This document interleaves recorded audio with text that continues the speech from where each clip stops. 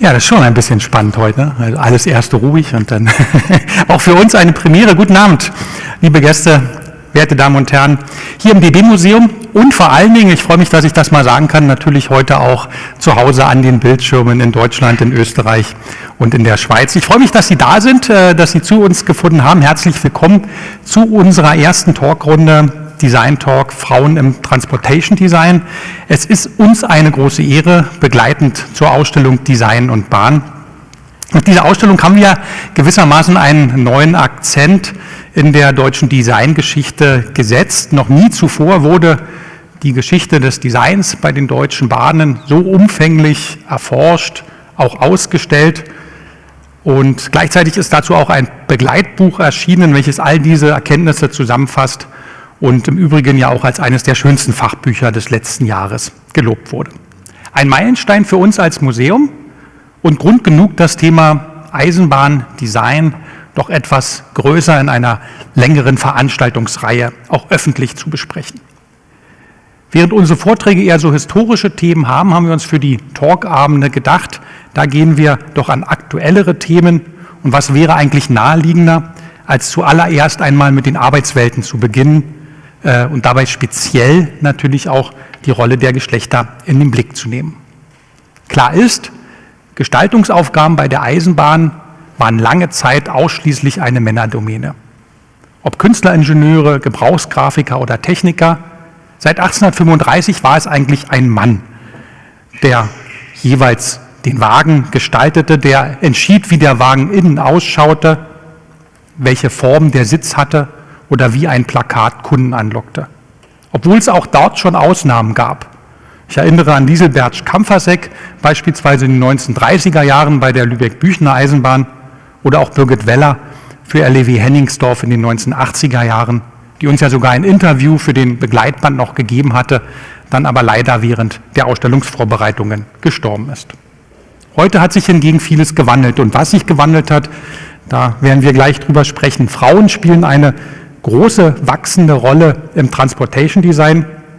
Sie leiten Designfirmen, prägen die Gestaltung neuer Züge oder arbeiten an Verbesserung generell des Systems Bahn.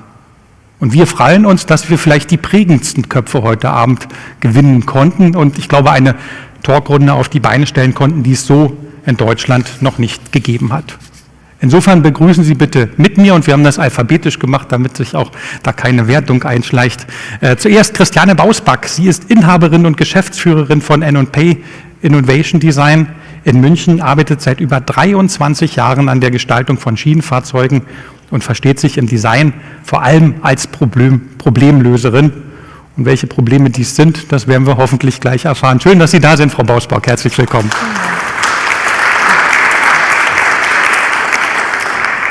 Dann freue ich mich sehr auf einen Gast aus Hamburg. Anna-Theresa Korbut hat früher in leitenden Funktionen bei der ÖBB und für die DB gearbeitet und ist jetzt Geschäftsführerin des Hamburger Verkehrsverbundes, der im vergangenen Jahr mit einer ganz neuen Kampagne, mit einem ganz neuen Markenauftritt an die Öffentlichkeit gegangen ist. Was genau da spezifisch ist, das werden Sie uns erzählen. Darauf bin ich gespannt. Schön, dass Sie da sind und den Weg zu uns gefunden haben. Sehr gerne.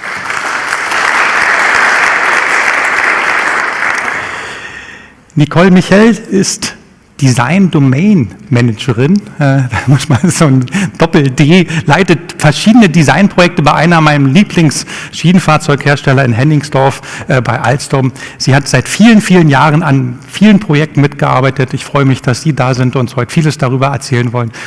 Schönen guten Abend. Danke.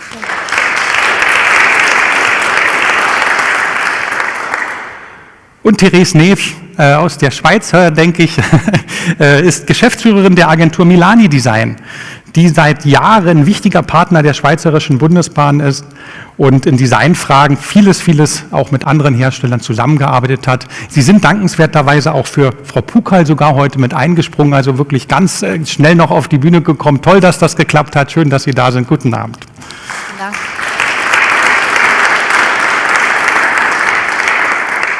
Und zum Schluss darf ich Ihnen jetzt auch einen Mann begrüßen und vorstellen, der jetzt auch leider heute dann allein durch die Talkrunde führen wird, da Uta Brandes als Co-Moderatorin leider auch aufgrund einer Corona-Erkrankung abgesagt hat.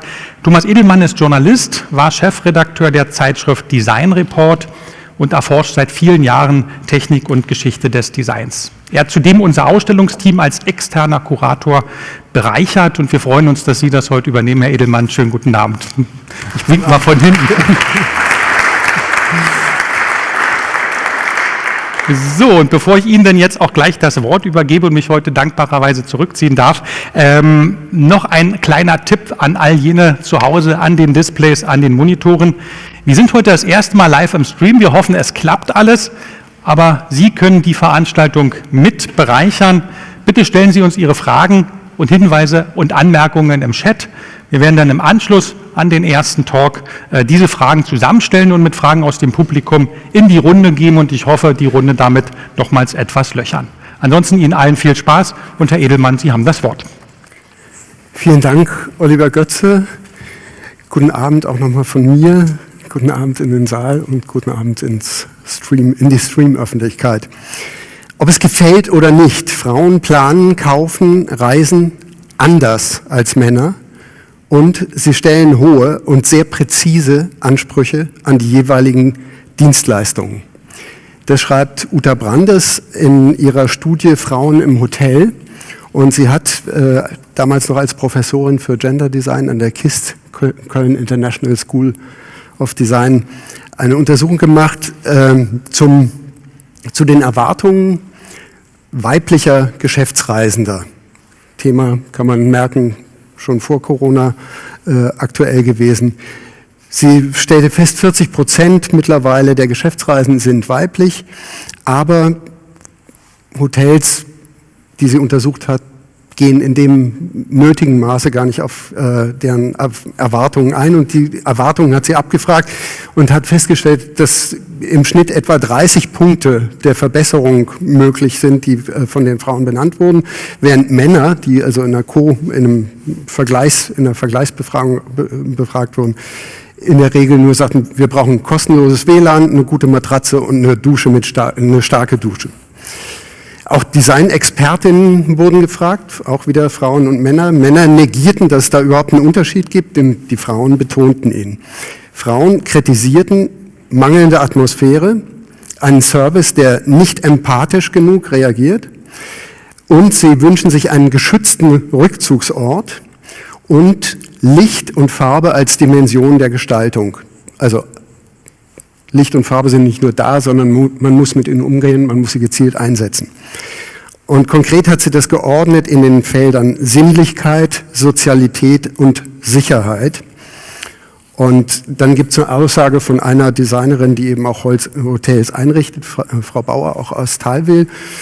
Wir Frauen wollen nicht nur gut aussehen, sondern uns auch in einem angenehmen Ambiente aufhalten und auch in fremden Räumen Zeit genießen können. Ist ja eigentlich nichts, was uns Männern völlig fremd wäre, aber wir müssen anfangen, Frauen ernst zu nehmen, sagte dann ein männlicher Rezeptionist, denn auch Leute aus dem Hotel-Business wurden dann befragt. Und das Tolle auch an der Befragung, Uta Brandes bekam dann raus, schon kleine Änderungen entfalten große Wirkung. Das war einer der Impulse, die uns im Vorbereitungsteam auch dazu brachten, zu sagen, wir machen einfach eine Veranstaltung über Frauen als Zielgruppe, Frauen als Kreative, die Veränderungen gestalten, aber auch Frauen in Unternehmen, die Unternehmen und Prozesse neu gestalten. Und dazu haben wir heute das von Ihnen bereits kursorisch vorgestellte Panel. Ich gehe jetzt noch ein bisschen ins Detail und wir versuchen jetzt nämlich einerseits einen visuellen Impuls zu geben, das heißt, es gibt Bilder und es gibt auf der anderen Seite aber auch was wie eine kurze biografische Erläuterung nochmal. Frau Bausback sagte gerade im Gespräch, ich bin aus einer Frauenwelt in eine Männerwelt gekommen, das müssen Sie gleich nochmal selber erklären. Sie hat studiert an der FH Darmstadt, das war in dieser Zeit die Hochschule für technisches Design in Deutschland. hat dann den Berufsstart in Chicago hingelegt bei Herbst Lazar Bell und kam als erste weibliche Praktikantin zu Alexander Neumeister. Alexander Neumeister, und jetzt können wir schon das erste Bild haben, ist Ihnen allen ein Begriff, hoffe ich, mindestens nach Besuch der Ausstellung. Wer noch nicht da war, bitte hinkommen nach Nürnberg. Man muss diese Ausstellung gesehen haben, wenn man sich mit Design und Transportation befasst.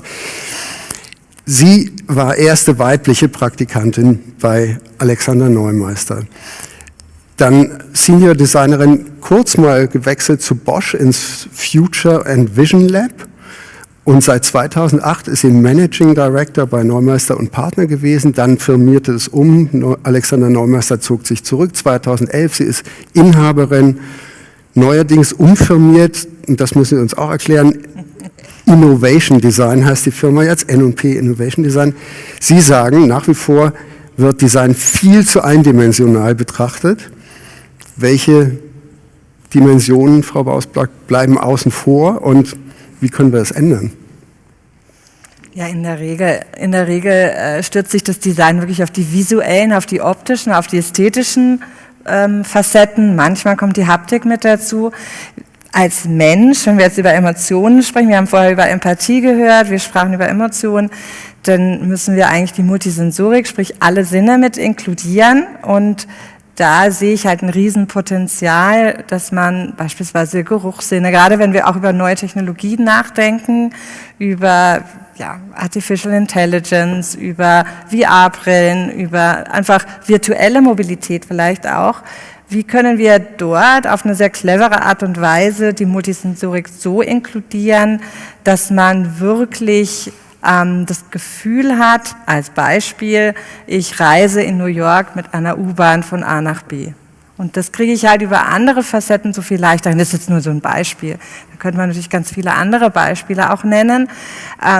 Das hilft aber auch, um sich wohlzufühlen, um irgendwo anzukommen in dem Moment, wo man quasi ankommt. Und wenn wir über Gestaltung sprechen, sprechen wir auch oft über Experience Design, sprich über magische Momente, die entstehen. Diese Momente, dieses Erinnerungsvermögen, was man quasi hat, wenn ich einen Geruchssinn nehme, jeder kennt es, der Apfelkuchen bei der Großmutter, den vergisst man nicht. Und das ist über den Geruchssinn getriggert. Und wie können wir jetzt beispielsweise solche Elemente auch wirklich in Gestaltung auf eine sehr clevere Art und Weise inkludieren. So, deshalb spreche ich immer von so einer Eindimensionalität. Das sind so viele Dinge, die sind nicht beschreibbar. Gestaltung ist daher, eben weil wir vorher auch das gehört haben, Problemlösung. Gestaltung ist daher aus meiner Sicht ein Tool, eine Methodik, eine Strategie und vor allem eine Haltung, die ich aber auf allen Facetten einsetzen kann, in der horizontalen und eben in der vertikalen. Sie haben uns eine Reihe von Bildern mitgebracht, von denen ich sagen würde, also das ist hier nochmal die Münchner Metro, das ist sozusagen heute State of the Art.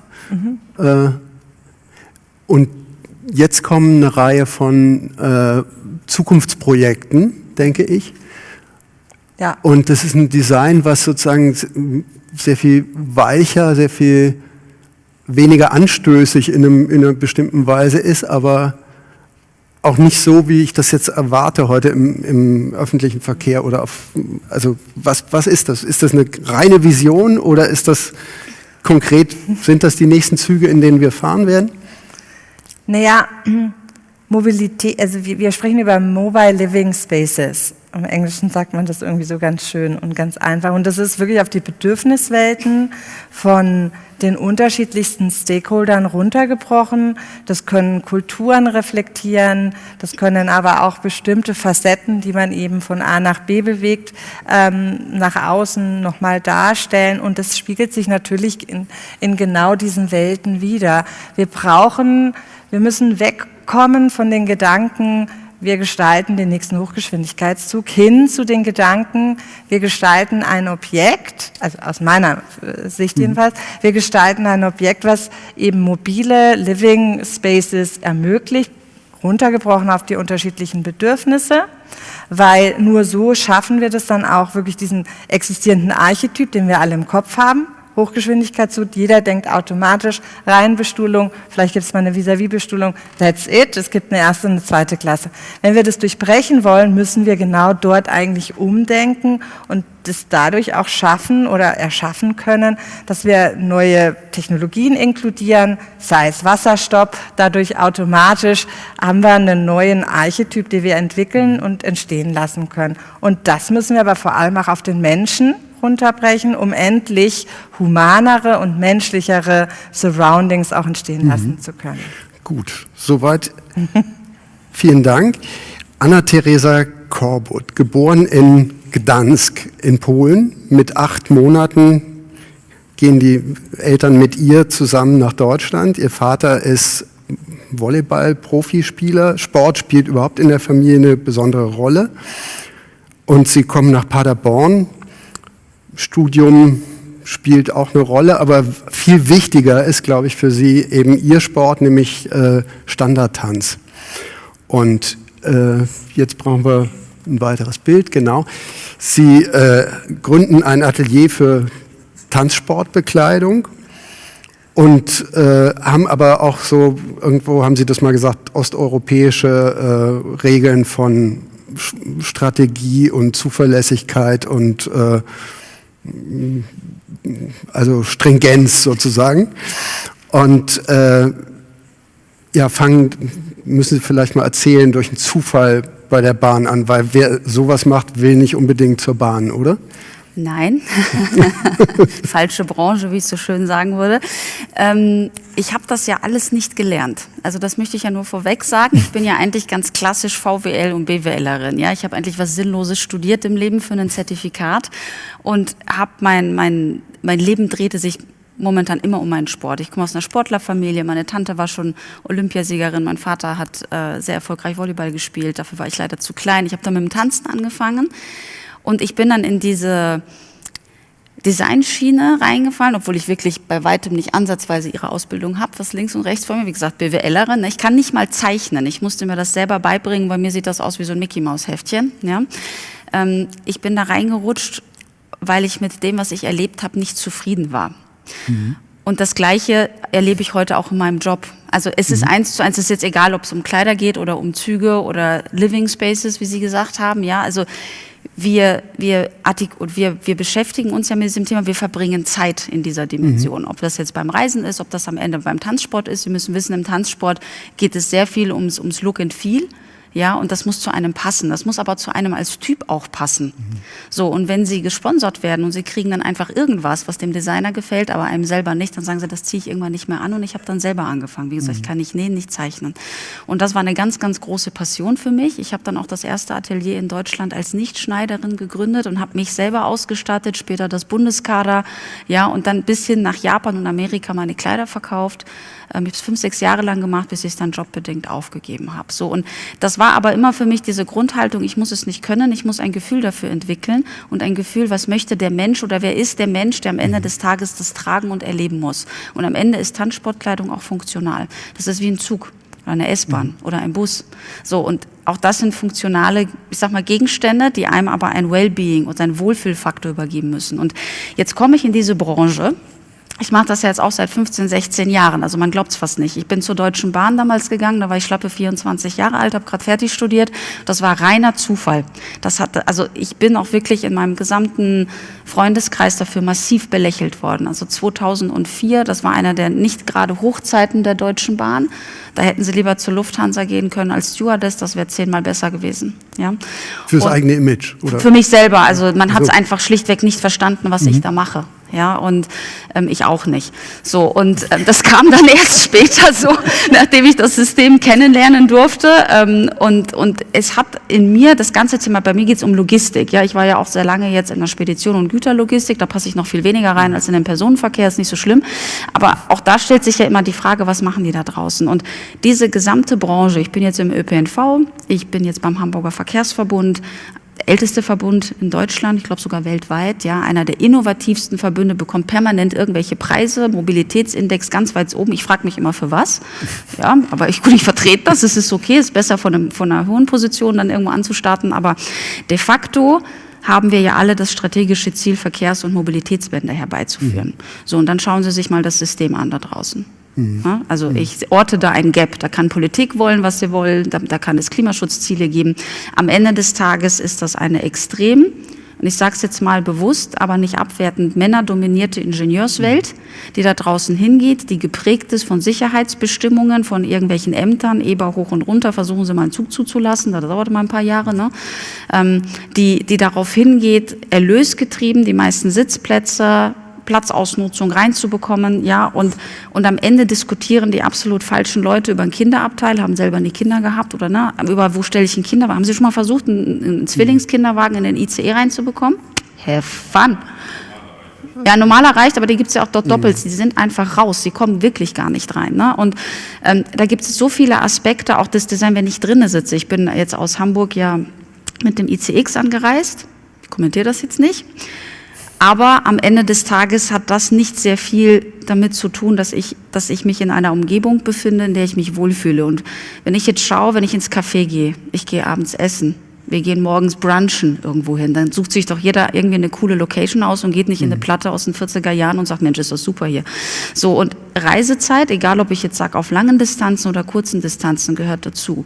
Und was wir nicht geschafft, was wir verloren haben, und wenn ich jetzt so schaue, diese alten ersten Züge, die es so gab, die dann noch aus Holz waren, ne, mit diesen Plüschsesseln, mit dieser kleinen Lampe, die du in der Mitte angemacht hast, wo so ein Bordbistro, ein Restaurant war, da bist bedient worden. Also das hatte alles einen Charakter. Das gibt's heute ja noch in diesen Nostalgiezügen, ne, für viel Geld dann in Reisefahren.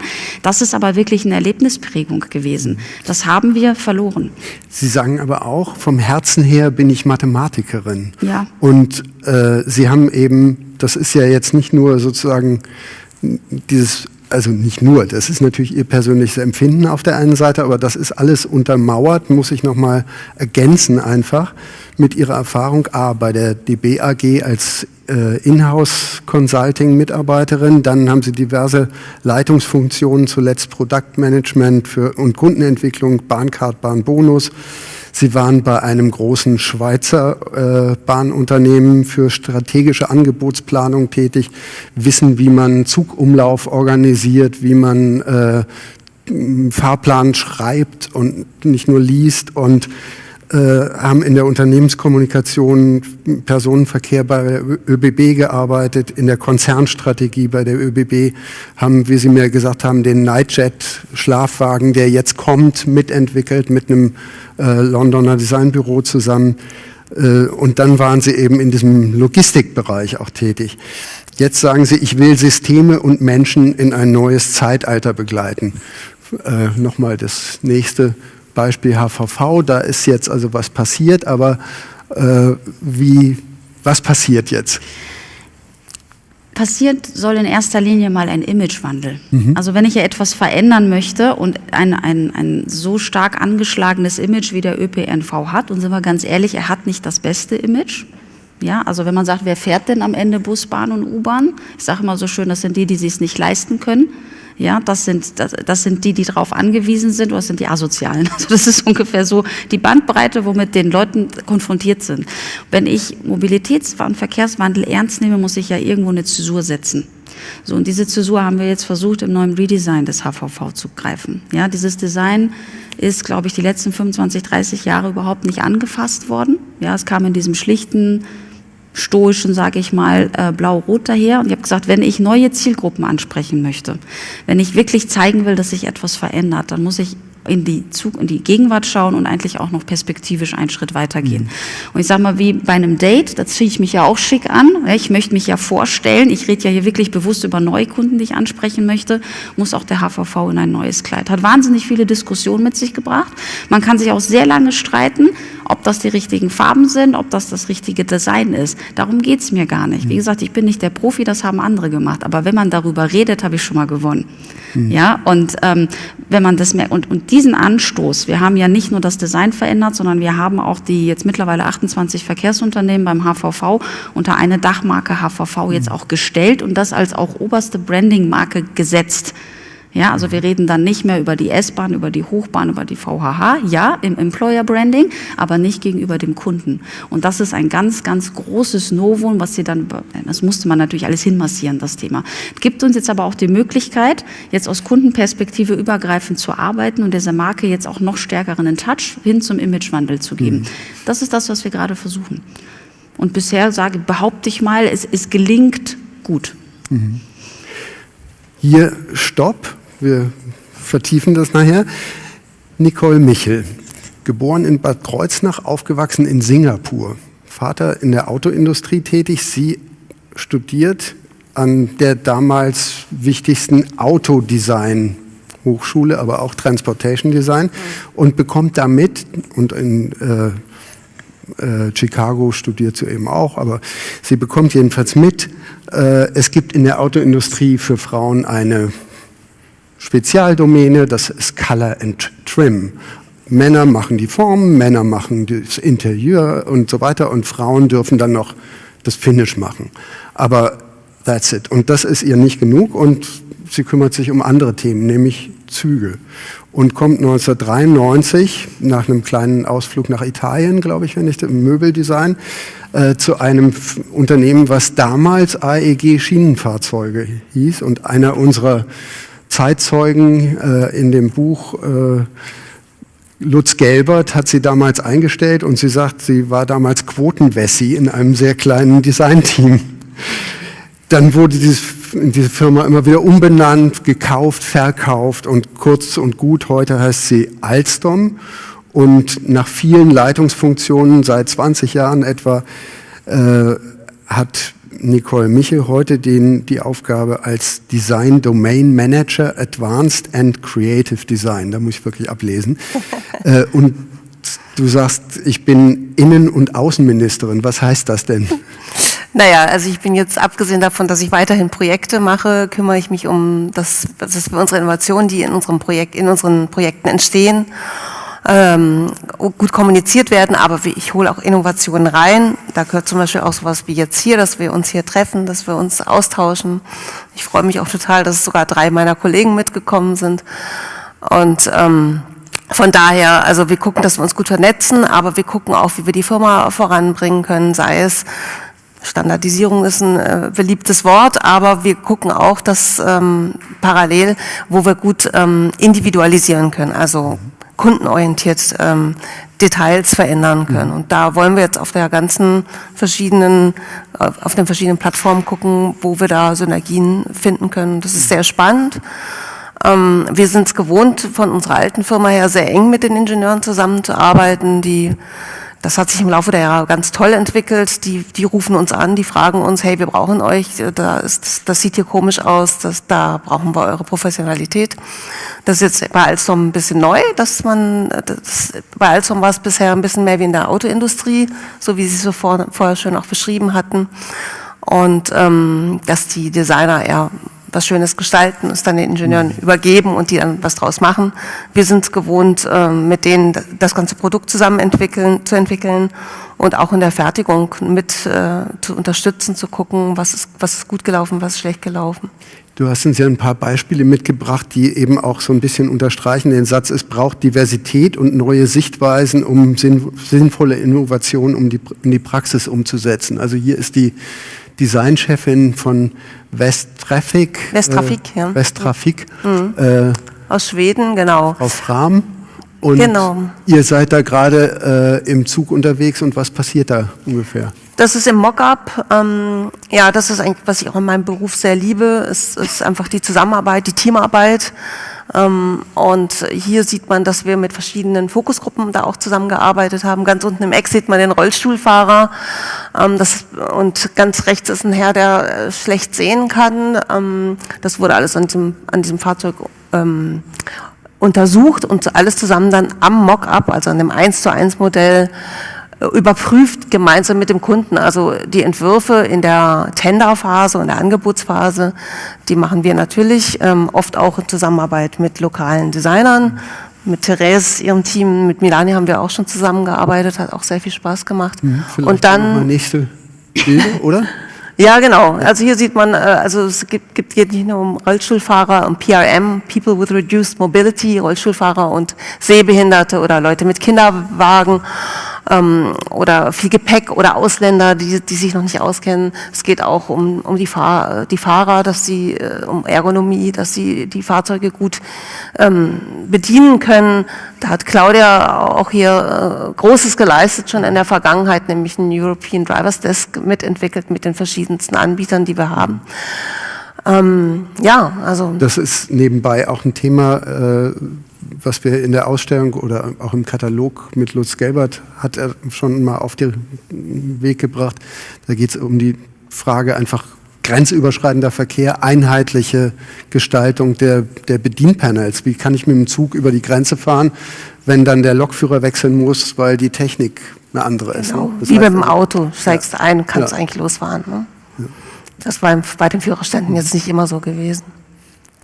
Ja, hier sieht man Mock-up, ein Pub-Mock-up, das war für die SBB Doppelstockzug, genau ein Projekt, wo wir auch mit Therese und Britta zusammengearbeitet haben und ihrem Team.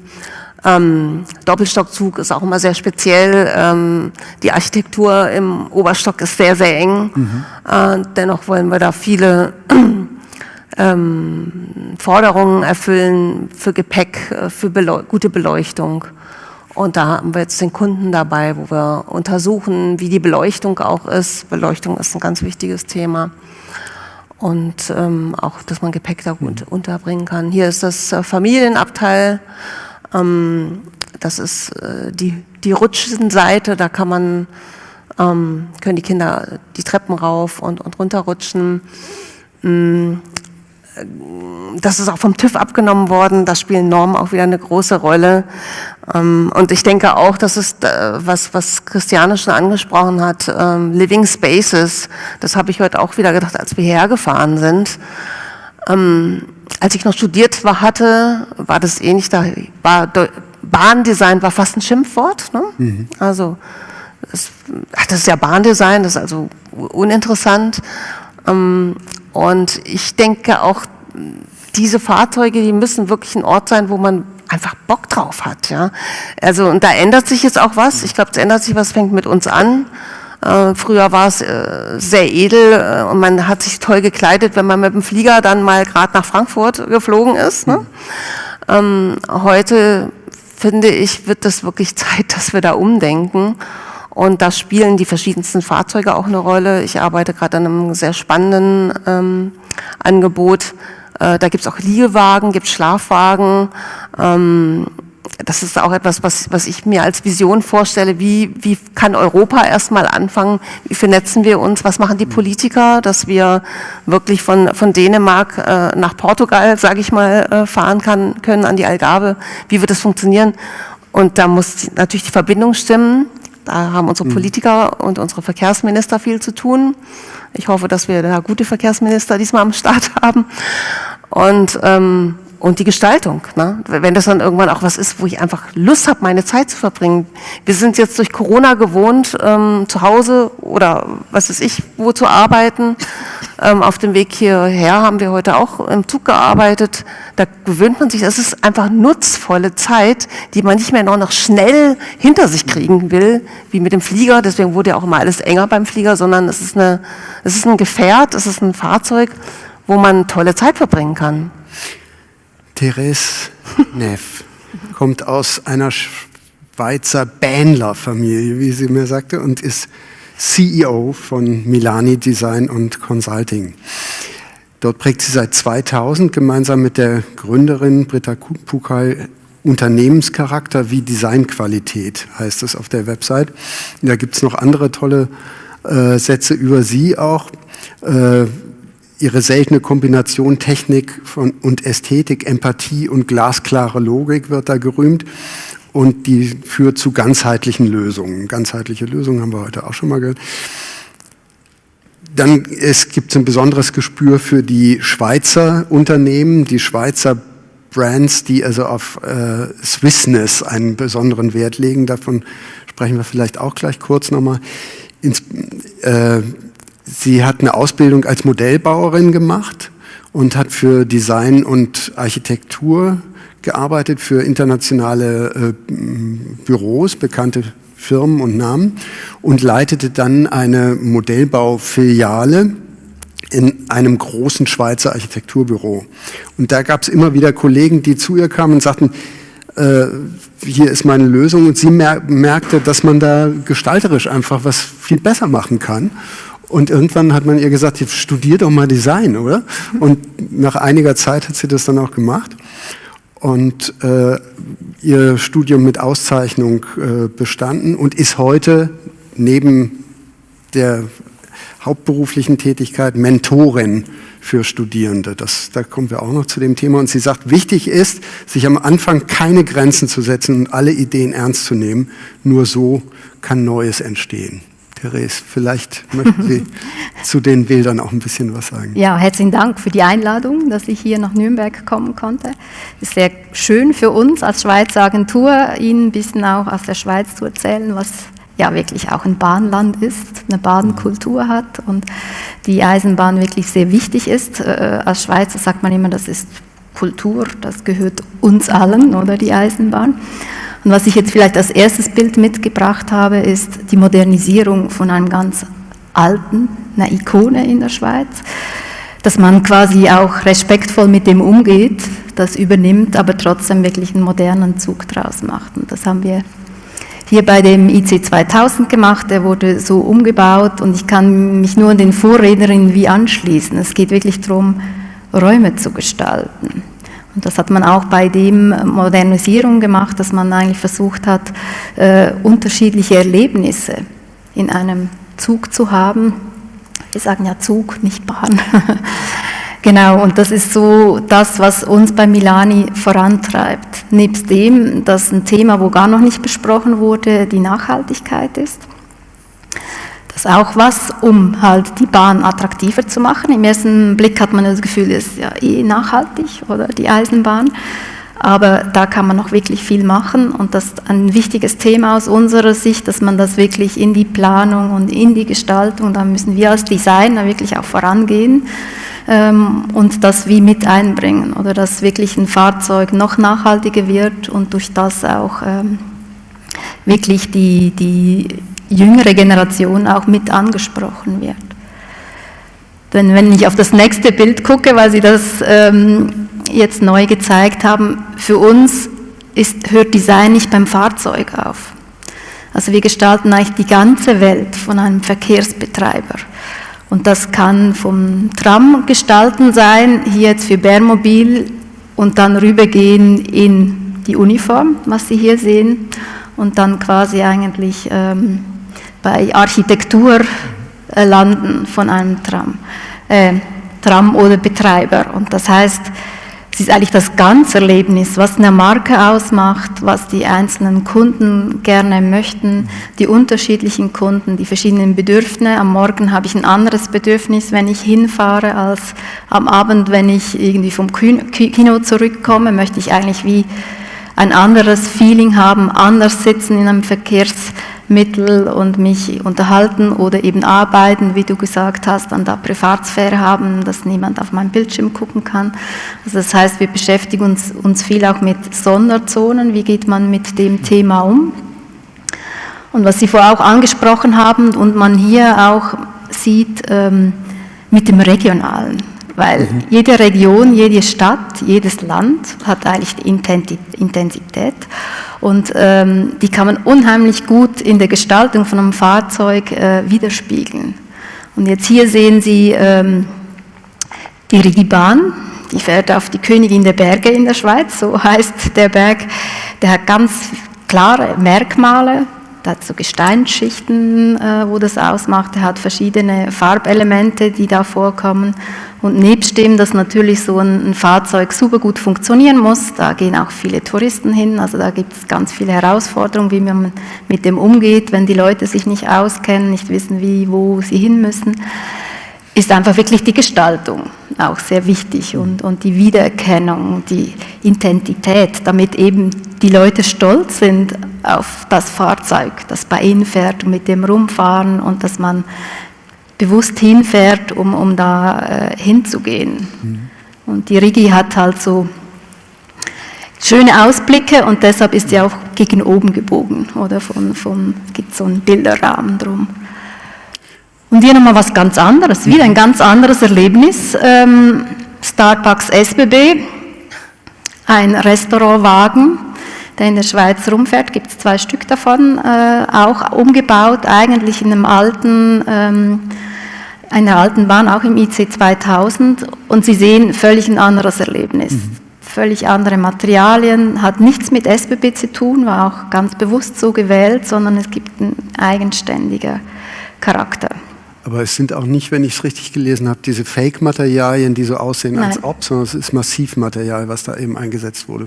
Können wir mal zurück? Geht eigentlich wieder um halt Nachhaltigkeit und echte Materialien zu nehmen. Da gibt es ja auch Studien, wo wir mit SBB zusammen gemacht haben, Vandalismus, wie kann man dann den vermeiden? Da kann man unheimlich viel mit Gestaltung machen. Wenn es wertig gestaltet ist, wenn man spürt, da hat sich jemand Gedanken gemacht, dann wird viel weniger Vandalismus gemacht. Da gibt es Studien, WC-Welten, wo wir entwickelt haben, wo man nachweisen kann, dass das wirklich der Fall ist und so eigentlich wirklich die Kunden auch ein bisschen miterziehen, oder? Indem, dass man sie wertschätzt und ihnen halt auch wirklich was Cooles gibt.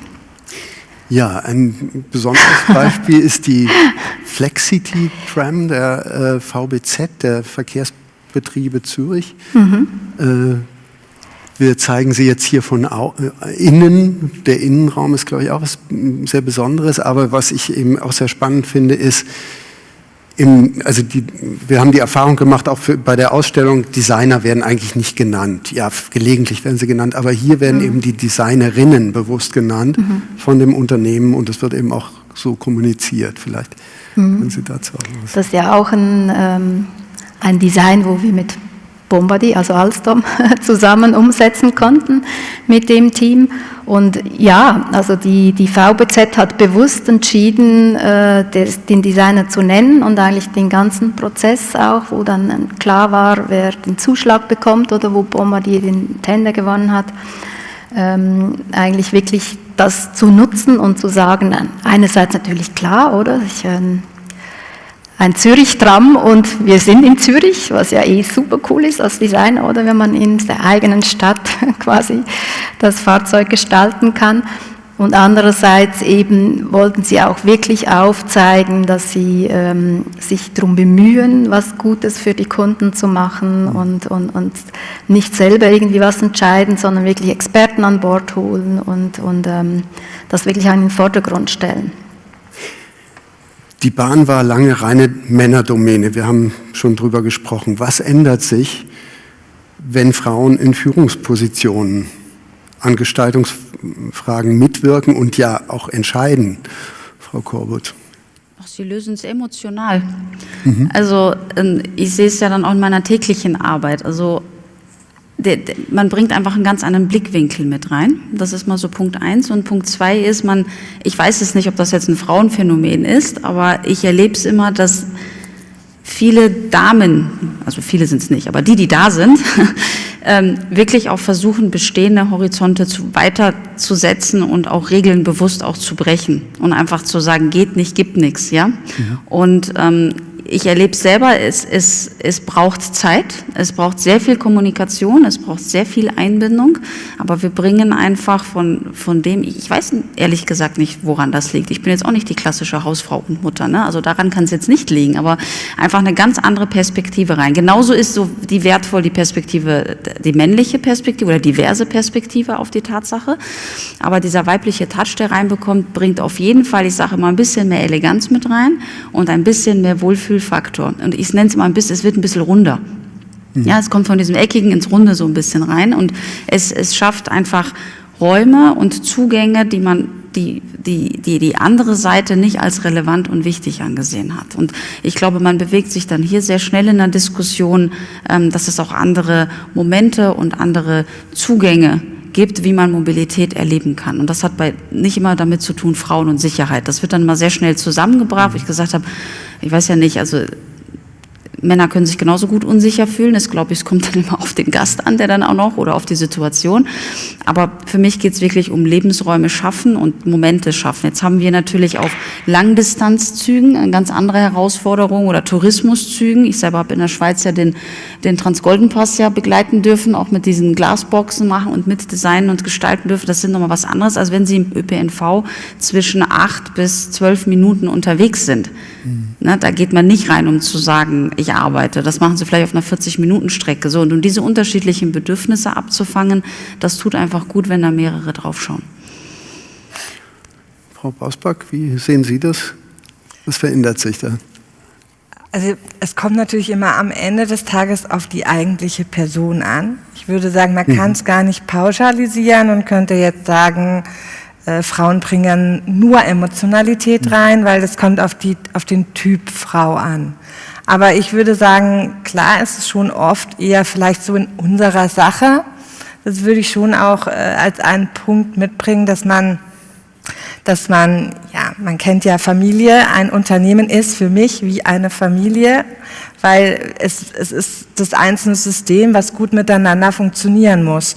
Und ich glaube, da hat man vielleicht auch in der Tat einen anderen Blick auf Themen. Jetzt ist es bei uns als Gestaltungsagentur so, ich sage immer ganz gerne, es gibt 3 Typen von Gestaltern. Es gibt quasi den Autorendesigner, es gibt den Inhouse-Gestalter und den ja, ich nenne das immer ganz gerne Chamäleon-Designer. Also wir sind jetzt diejenigen, die versuchen, das machen natürlich die Inhouse-Designer genauso, wenn sie für andere Operator, für unterschiedliche Operator arbeiten. Für uns ist es ganz klar so, wir versuchen immer, uns in diese Lage reinzuversetzen. Also in die Schuhe der anderen reinzuspringen, dadurch brauche ich ein hohes Maß an Empathie. Und das wiederum, diese Empathie ist ja auch genau das, was Frauen oft mit reinbringen, ich sage jetzt mal in so Führungspositionen, wo man eben ein gegenseitiges Verständnis hat, wo man auch diese Kultur lebt. Also ich muss die Kultur im Unternehmen vorleben, dass sie in die einzelnen Teams wirklich rein getragen wird. Man muss auch, glaube ich, irgendwann mal sagen, es gibt auch schlimme Gegenbeispiele, aber den Satz habe ich jetzt gesagt. Es gibt es überall. Also genau. Ich würde jetzt auch nicht sagen, dass das nur eine weibliche Thematik ist, sondern für mich ist es eher die Diversität, die hier wichtig ist, die nur Frauen, es kann sein, dass das auch nicht funktioniert, sondern es kommt auf den Typ an, auf die Unterschiedlichkeit, auf die Diversität zwischen jung und alt, weiblich und männlich, zwischen bestenfalls unterschiedlichen Kulturen, die zusammentreffen, sodass man dann wirklich auch so eine 361-Grad-Blick auf Dinge bekommt. Das ist auch schon eben angesprochen. Das ist eigentlich so dieses Wichtige aus meinem Blickwinkel. Das ist ja einmal im eigenen Unternehmen sozusagen, Entscheidungsträger zu sein, aber dann auch eben innerhalb dieser Prozesse. Also ist das dann ein Rollenwechsel oder ist das so ein ganz harmonisches Arbeiten? Ich weiß nicht, ob die Frage klar ist. Ich habe mal was verstanden, mal gucken. Ja. Nee, ich glaube nicht, dass es ein Rollenwechsel ist. Überhaupt nicht, weil das wäre überhaupt nicht authentisch und das würde mindestens nicht jetzt zu uns allen bei Milani passen. Das heißt, wir sind schon so, wie wir sind und geben uns so auch, egal ob wir jetzt im Unternehmen eigentlich eben so eine Führungsrolle einnehmen oder ob wir irgendwie in einem Meeting sind mit alles Männern und sehr technisch ausgerichtet, weil es gerade hier um technische Themen geht. Also ich denke nicht, dass das wirklich ein Rollenwechsel ist. Und also ich nehme das auch nicht so stark wahr, dass die Unterschiede zwischen Mann und Frau so stark sind, weil vielleicht ist das auch im Designumfeld spezieller, oder? Also jetzt bei uns in der Firma, weil bei uns machen die Männer Muttermilchpumpen und die Frauen designen die Front von einem Regionalzug oder so. Also das heißt, es ist überhaupt nicht so aufgeteilt. Also wenn ich irgendwie gezwungen würde, weil sonst würde ich es nicht machen, Unterschiede festzustellen, dann denke ich einfach, dass die Frauen tendenziell noch so ein bisschen mehr aufs Detail gucken. Oder dass ihnen wirklich wichtig ist, dass es dann bis am Schluss wirklich alles wirklich, die ganze Story zusammenpasst. Und das kann man auch so ein bisschen vielleicht übertragen über dann Ebene, dass man da eben auch noch ein bisschen mehr woanders hinguckt, als auf das, was man muss, damit quasi die Firma funktioniert. Nicole, ist das auch so eine Evolution gewesen? Also ich nehme nochmal den Katalog hier zur Hand, da hat damals Birgit Weller, als sie eben Mitte der 80er zu LEW ins Designatelier, das war damals noch nicht draußen in Hennigsdorf, sondern in Weißensee kam, berichtet sie, der direkte Wechsel von der Hochschule in ein Unternehmen ist immer ein Realitätsschock. Hier bestand er darin, dass ein Unternehmen für Schwermaschinenbau das war und ich, eine junge Frau von 24 Jahren. Auf einmal musste ich mich mit den Umgangsformen und dem Rhythmus dieses Betriebs auseinandersetzen, fand ich auch schön. Was wir auf der Insel der Kunsthochschule in Weißensee erlernt hatten und erlebt hatten, geriet da ein Stück ins Wanken. Die klassischen Antworten der Konstrukteure waren, das haben wir noch nie so gemacht, das werden wir auch nie so machen. Hat sich daran was geändert oder im Laufe der Zeit? Also was ich an dieser Diskussion so interessant finde, ist, dass mir auffällt, dass durch die Mischung Männer und Frauen die Diskussionen ganz anders sind. Also ich habe das Gefühl, jeder ist dadurch ein bisschen aufmerksamer, weil es so spannend ist, was der andere für eine unterschiedliche Meinung hat oder vielleicht auch die gleiche oder auf jeden Fall ist der Respekt ist, finde ich, größer in einer Runde, wo die gemischt ist. Und daher ich kann das jetzt gar nicht mehr so nachvollziehen mit Birgit. Das ist ja ein großer Sprung vom Studium in die Arbeitswelt. Das ist bei mir jetzt schon bald 30 Jahre her.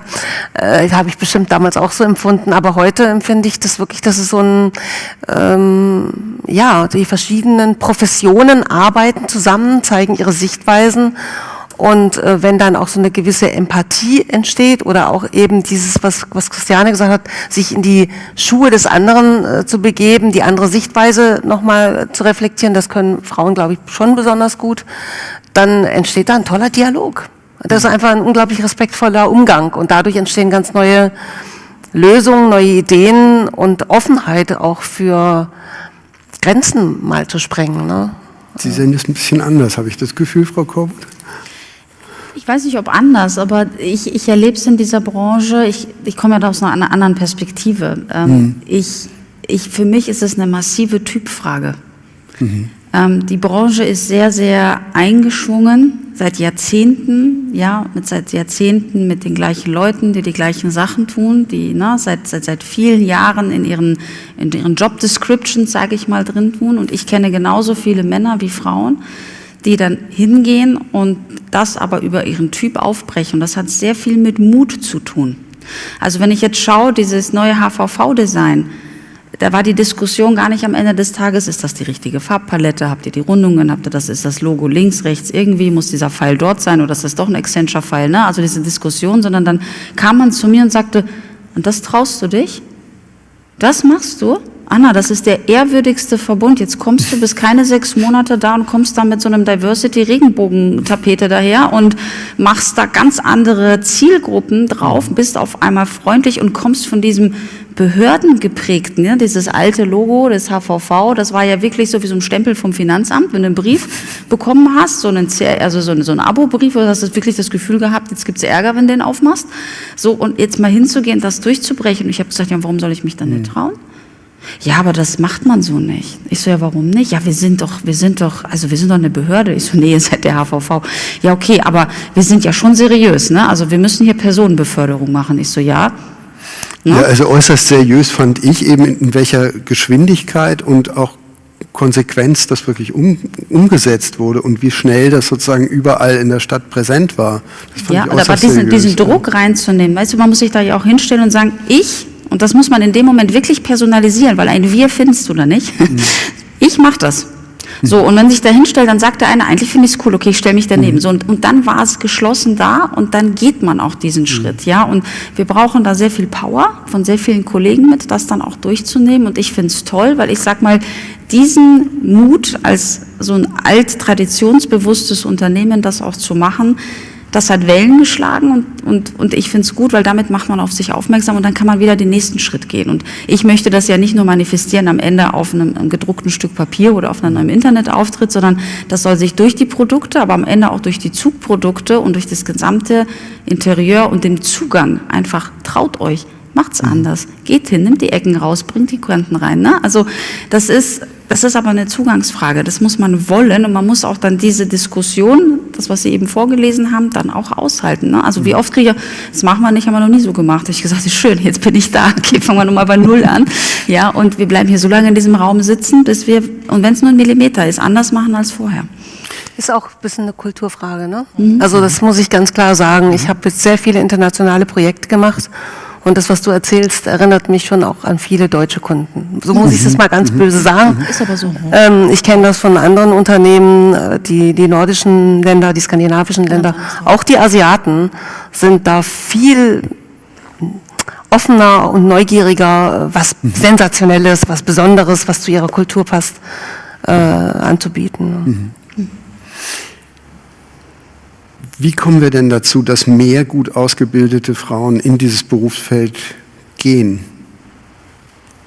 Sie arbeiten als Mentorin. Der Begriff Mentorenschaft ist da, glaube ich, nicht unwichtig.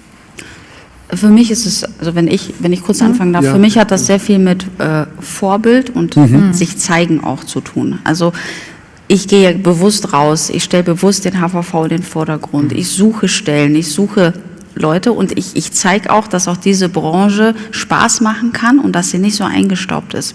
So, und weil, wie gesagt, dann sind wir wieder beim Thema Image. Image färbt sich aufs Employer Branding ab und jeder geht dann lieber, ganz ehrlich, für weniger Geld zur Lufthansa oder zu Coca-Cola, als dass er dann in so eine Branche reinbekommt, ja. Und diese Probleme merkt man und immer wieder. Und ich glaube, ich sag mal, tu Gutes und sprich darüber. Zeig, dass es möglich ist. Ja, und dass man eine Koexistenz sehr gut aufbauen kann. Aber mir geht's wirklich immer bewusst um den Punkt Koexistenz. Also auch mit allen anderen, ich sage jetzt mal bewusst Geschlechtern und diversen Sichtweisen. Ich gehöre jetzt nicht zu diesen Frauenfeministinnen, die sagen, boah, jetzt Frauen, ich stelle jetzt nur noch Frauen ein, das ist alles ganz wichtig. Nein, aber auch diese Kraft mitzugeben und sagen, das geht, schaut, ich bin da, ich bin immer noch da, ich mache das jetzt 1 Jahr, ich lebe, ich habe mal nicht aufgefressen und es macht Spaß und es tut sich was. Wenn man da Hochschulen sich anschaut, hat sich das extrem gewandelt. Du arbeitest ja auch in der Hochschule, Genau. Ich mache das auch öfters. Das waren ja früher, würde ich sagen, 10% vielleicht Frauen, jetzt in unserem Bereich. Frauen waren eher Kommunikationsdesign, war eher weiblich besetzt, Industrial und Product Design war eher männlich besetzt. Das hat sich total gewandelt. Also A, haben wir eine viel breitere Facetten, was Gestaltungs angeht, Service Design und Digital Design und all die anderen Facetten, die da jetzt einfach auch dazukommen. Und ich hätte gesagt, es geht nicht darum, zu schauen, männlich-weiblich, sondern die Personen anzuschauen, die zu fördern. Auch nicht für jeden ist immer das Gleiche gut. Auch dort den richtigen Punkt zu finden. Und dann im Team ist es oft ja auch so, dass man eben merkt, da fehlt jetzt vielleicht ein Gegenpol oder da fehlt wie auch immer. Also das kann ja gedanklich sein, können so viele unterschiedliche Gegenpole sein, die dann einfach fehlen, weil es ist immer ein Zusammenspiel aus den richtigen Playern, die dann eben am Tisch sitzen. Und vielleicht ist es auch manchmal, dass man wie so einen Störfaktor mal wieder dazu setzt, um so ein eingefahrenes System zu unterbrechen und eben Neues zu erschaffen. Ja, vielen Dank. Jetzt leben wir eigentlich in einer Welt der permanenten Krisen. Also wir haben nicht nur hatten, sondern Corona als ein großes Thema. Wir haben als Dauer- und Fernthema, was man aber nicht so richtig spürt, dann wird es mal ein bisschen heiß, aber das ist es nicht. Klimawandel, Energie spielt jetzt eine Rolle und es spielt generell auch die Art, wie wir uns bewegen, natürlich eine Rolle, wenn wir sehen, was in der Ukraine passiert, wie Leute das System Bahn benutzen, um zu fliehen, wie sie öffentlichen Nahverkehr nutzen, um sich in Sicherheit zu bringen. Das sind ja Dinge, die heute auch passieren und Gegenwart sind. Wie geht es weiter mit der Entwicklung des öffentlichen Verkehrs? Also in diesem Umfeld der Krisen? Ich glaube, es ist auf jeden Fall ein Beschleuniger oder sogar zum Teil ein Brandbeschleuniger. Also ich sage mal ganz ehrlich, ich blende jetzt mal den Krieg aus. Ja? Nicht, weil es mich nicht interessiert, sondern es ist ein ganz emotional schwieriges Thema. Ja? Aber Corona, so schlimm es ist, war der größte Brandbeschleuniger für diese Branche. Es hätte keinen größeren Impact, also ich sage mal Komet auf die Erde fallen können als das. Nicht mal der Klimawandel, keine Koalitionsverträge, keine Grüne in der Regierung haben diesen Druck auf dieses System ausgelöst, wie das diese Pandemie geschafft hat. So, und das ist der einzige Punkt, wofür ich dankbar bin. Es hätte vielleicht nicht so kommen müssen, gerne auch anders, aber wir nehmen und ich nenne es auch wirklich Zäsur. Jetzt ist die Branche gezwungen, wirklich signifikant gezwungen, neu zu denken und sich zu verändern, weil sich das gesamte Mobilitätsverhalten und die Anforderungen ans System der Kunden in kürzester Zeit komplett verändert haben. Das sehen Sie in Kundenverlusten, das sehen Sie in Ansprüchen. Ihr habt eben drüber gesprochen, man ist viel mehr zu Hause, man ist viel mehr convenient. Ja, man ist gar nicht mehr so viel mobil unterwegs. Ja, und wenn man mobil unterwegs ist, dann wird einem der Kontrast ja dann noch stärker bewusst. Dann kommt dann zu, dass die Automobilbranche in den letzten 3-4 Jahren einen wahnsinnigen Sprung gemacht hat in der Kommunikation, in der Markenführerschaft, in dem sich anhäufen, ich bin ein cool, sexy SUV und ich bin noch klimafreundlich, also warum soll ich mich in ein Massenbeförderungsmittel setzen und diesen Raum teilen? Dann kommt autonom dazu, also eigentlich welche Daseinsberechtigung hat ÖPNV noch, wenn wir autonom fahrende, schicke Kapseln haben, Fragezeichen. Ja, und das löst so viel Druck auf und es hat aber gleichzeitig eine Chance, weil wir in einem Politikum uns befinden, wo sehr viele tragende Politiker diese Rolle verstanden haben, die sie jetzt eingehen und auch sehr viele Türen öffnen. Jetzt muss man aber durchgehen. So, und das ist jetzt so ein bisschen das Problem mit dem Gehen oder Ziehen. Momentan habe ich noch das Gefühl, man muss sie durchs Nadelöhr ziehen. Ich erlebe es jetzt wieder bei dieser 99-Diskussion, also diese 9 Euro Monatsticket für 90 Tage. Man müsste jubilieren. Stattdessen begegnen mir 90% Rechtsbedenkenträger. Aber nichtsdestotrotz, auch dieses System wird diesen Schritt gehen, aber es ist ein ganz, ganz großer Kraftakt für Sie. Ich begrüße das, weil es auch wieder meinem Charakter entspricht. Gesagt, ich darf jetzt was verändern und jetzt sagt auch keiner mehr, das geht nicht, sondern jetzt kommen sie und sagen, was machen wir denn jetzt? Also jetzt kommt die Frage und das ist jetzt auch die Chance, wenn wir jetzt wieder schauen für Leute in dieses System. Also ich kann jeden motivieren, der jetzt gerade wirklich so ein bisschen schmerzresistent ist, aber Lust hat, Dinge wirklich signifikant von der Pike auf zu verändern, dann ist jetzt im ÖPNV-Bereich die richtige Zeit dafür. Vollkommen egal, ob auf einer Designebene, Produktebene, Gestaltungsebene, egal was Sie anfassen, jetzt oder nie. Also ich denke auch, das ist eine Riesenchance jetzt, oder die im Corona natürlich die Veränderungen, der Druck, wo gekommen ist, dann eben viel weniger Menschen fahren rum, also alles das Digitale, wo Fortschritt gemacht hat, dann wirklich die Verbindung, dass man mit dem Trottinett zur Bushaltestelle, von da mit dem Bus, also wirklich das Ganze zu denken und nicht nur, ich habe meinen Zug und der fährt dahin, sondern wirklich das ganze System zu denken und das auszunutzen, dass eben mit Digitalisierung da viel, viel möglicher ist. Was ich so ein bisschen echt immer den Killer finde, sind die öffentlichen Ausschreibungen. Ich verstehe natürlich, wieso es die braucht, oder? Also das ganze System verstehe ich total. Aber aus meiner Sicht ist ein totaler Killer von Innovation. Also man kriegt eine Ausschreibung und machen wir ganz oft, oder? Dann muss man das erfüllen, wo da drin steht. Und man weiß als Designer, es gäbe eine bessere Lösung. Aber man kann keine bessere Lösung bringen, weil man sonst keine Punkte bekommt bei der Ausschreibung. Und das ist ein totales Huhn-Ei-Ding, was ich total unmöglich finde, weil wenn man wirklich sieht, wo es die Möglichkeit gäbe, wo man was verändern könnte, ich finde, da müsste man wirklich ansetzen und als Betreiber oder als Hersteller sich nochmal überlegen, ob man nicht irgendwie aus dem System rauskommt, um die Innovation wirklich zu bringen, weil für Nachhaltigkeit gäbe es viele Möglichkeiten, wo wir jetzt schon drüber nachdenken, auch mit Hochschulen und so, aber ob das zustande kommt, ist die Frage, weil es immer die Hürde von den Ausschreibungen gibt. Ja, da ist halt eigentlich immer ganz gut, wenn man einen Entwurf macht, der total der Ausschreibung entspricht, ne? Und wenn man die Zeit und Kapazitäten noch hat, dann noch ein paar Varianten zeigt. Das wäre noch eine Alternative, hat weniger Sitze, hat aber dafür den und jenen Komfort. Und das ist im Kleinen. Das kann man natürlich noch viel anders machen. Also ich meine, das Reiseerlebnis an sich kann man natürlich noch ganz anders revolutionieren, als nur im Kleinen hier und da eine kleine Änderung zu zeigen. Und da hat Therese vollkommen recht. Also die Ausschreibungen sind schon oft ein Kreativitätskiller. Ja. Und eigentlich auch die Vorlage für die Menschen, wo eben immer sagen, es geht ja nicht, oder? Weil die haben da genau... Das ist ein anderes geht ja nicht, aber der Effekt ist derselbe. Sie haben auch ziemlich am Anfang von Corona, glaube ich, ein paar Statements auch veröffentlicht, wo Sie sagen, das System muss flexibler werden. Diese immer längeren Röhren mit immer mehr Leuten, die wir reinpressen, das ist nicht die Lösung. Wir brauchen eine größere Flexibilität, Beweglichkeit im Netz, im System. Wie könnte das aussehen?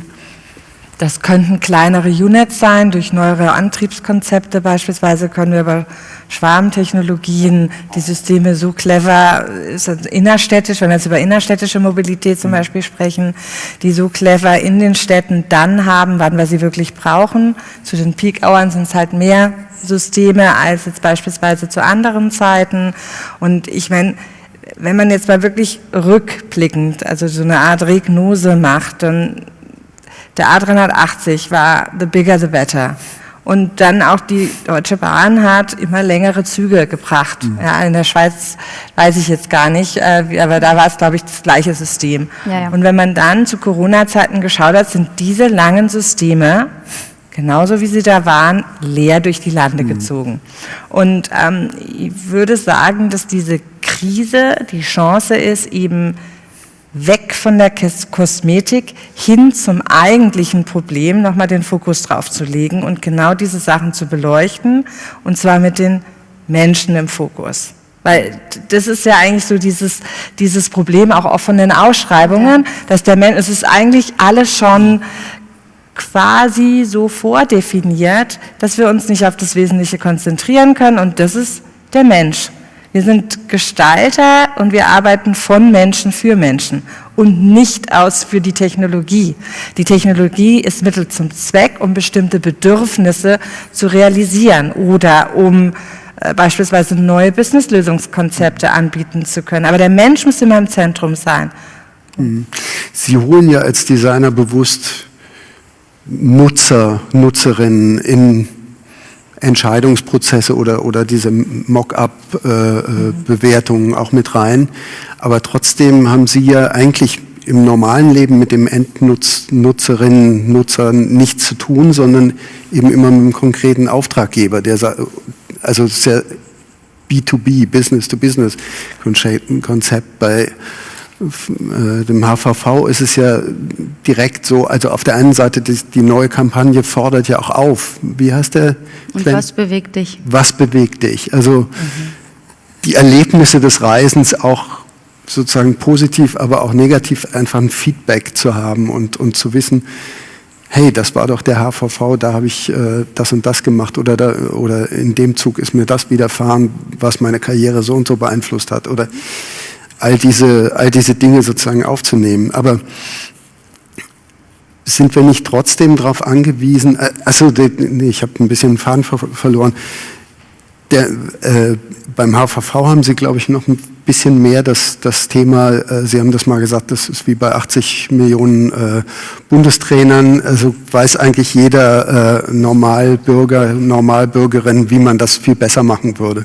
Wie kommt das bei Ihnen an oder kriegen Sie tatsächlich Feedback? Oh ja, da nicht nachfragen, ja. Aber ich begrüße das Feedback. Natürlich, also es gibt welches, das ist unmöglich, ne, das blenden wir mal aus. Aber ich habe ja verknüpft mit diesem Design und auch bewusst mit diesem Slogan und was bewegt dich, haben wir ja den ganzen HVV auf ein Open HVV-Konzept jetzt umgestellt. Damit haben wir jetzt Anfang des Jahres begonnen. Und ich gehe jetzt wirklich aktiv mit den Verkehrsunternehmen hin und wir laden Kundenzielgruppen ein.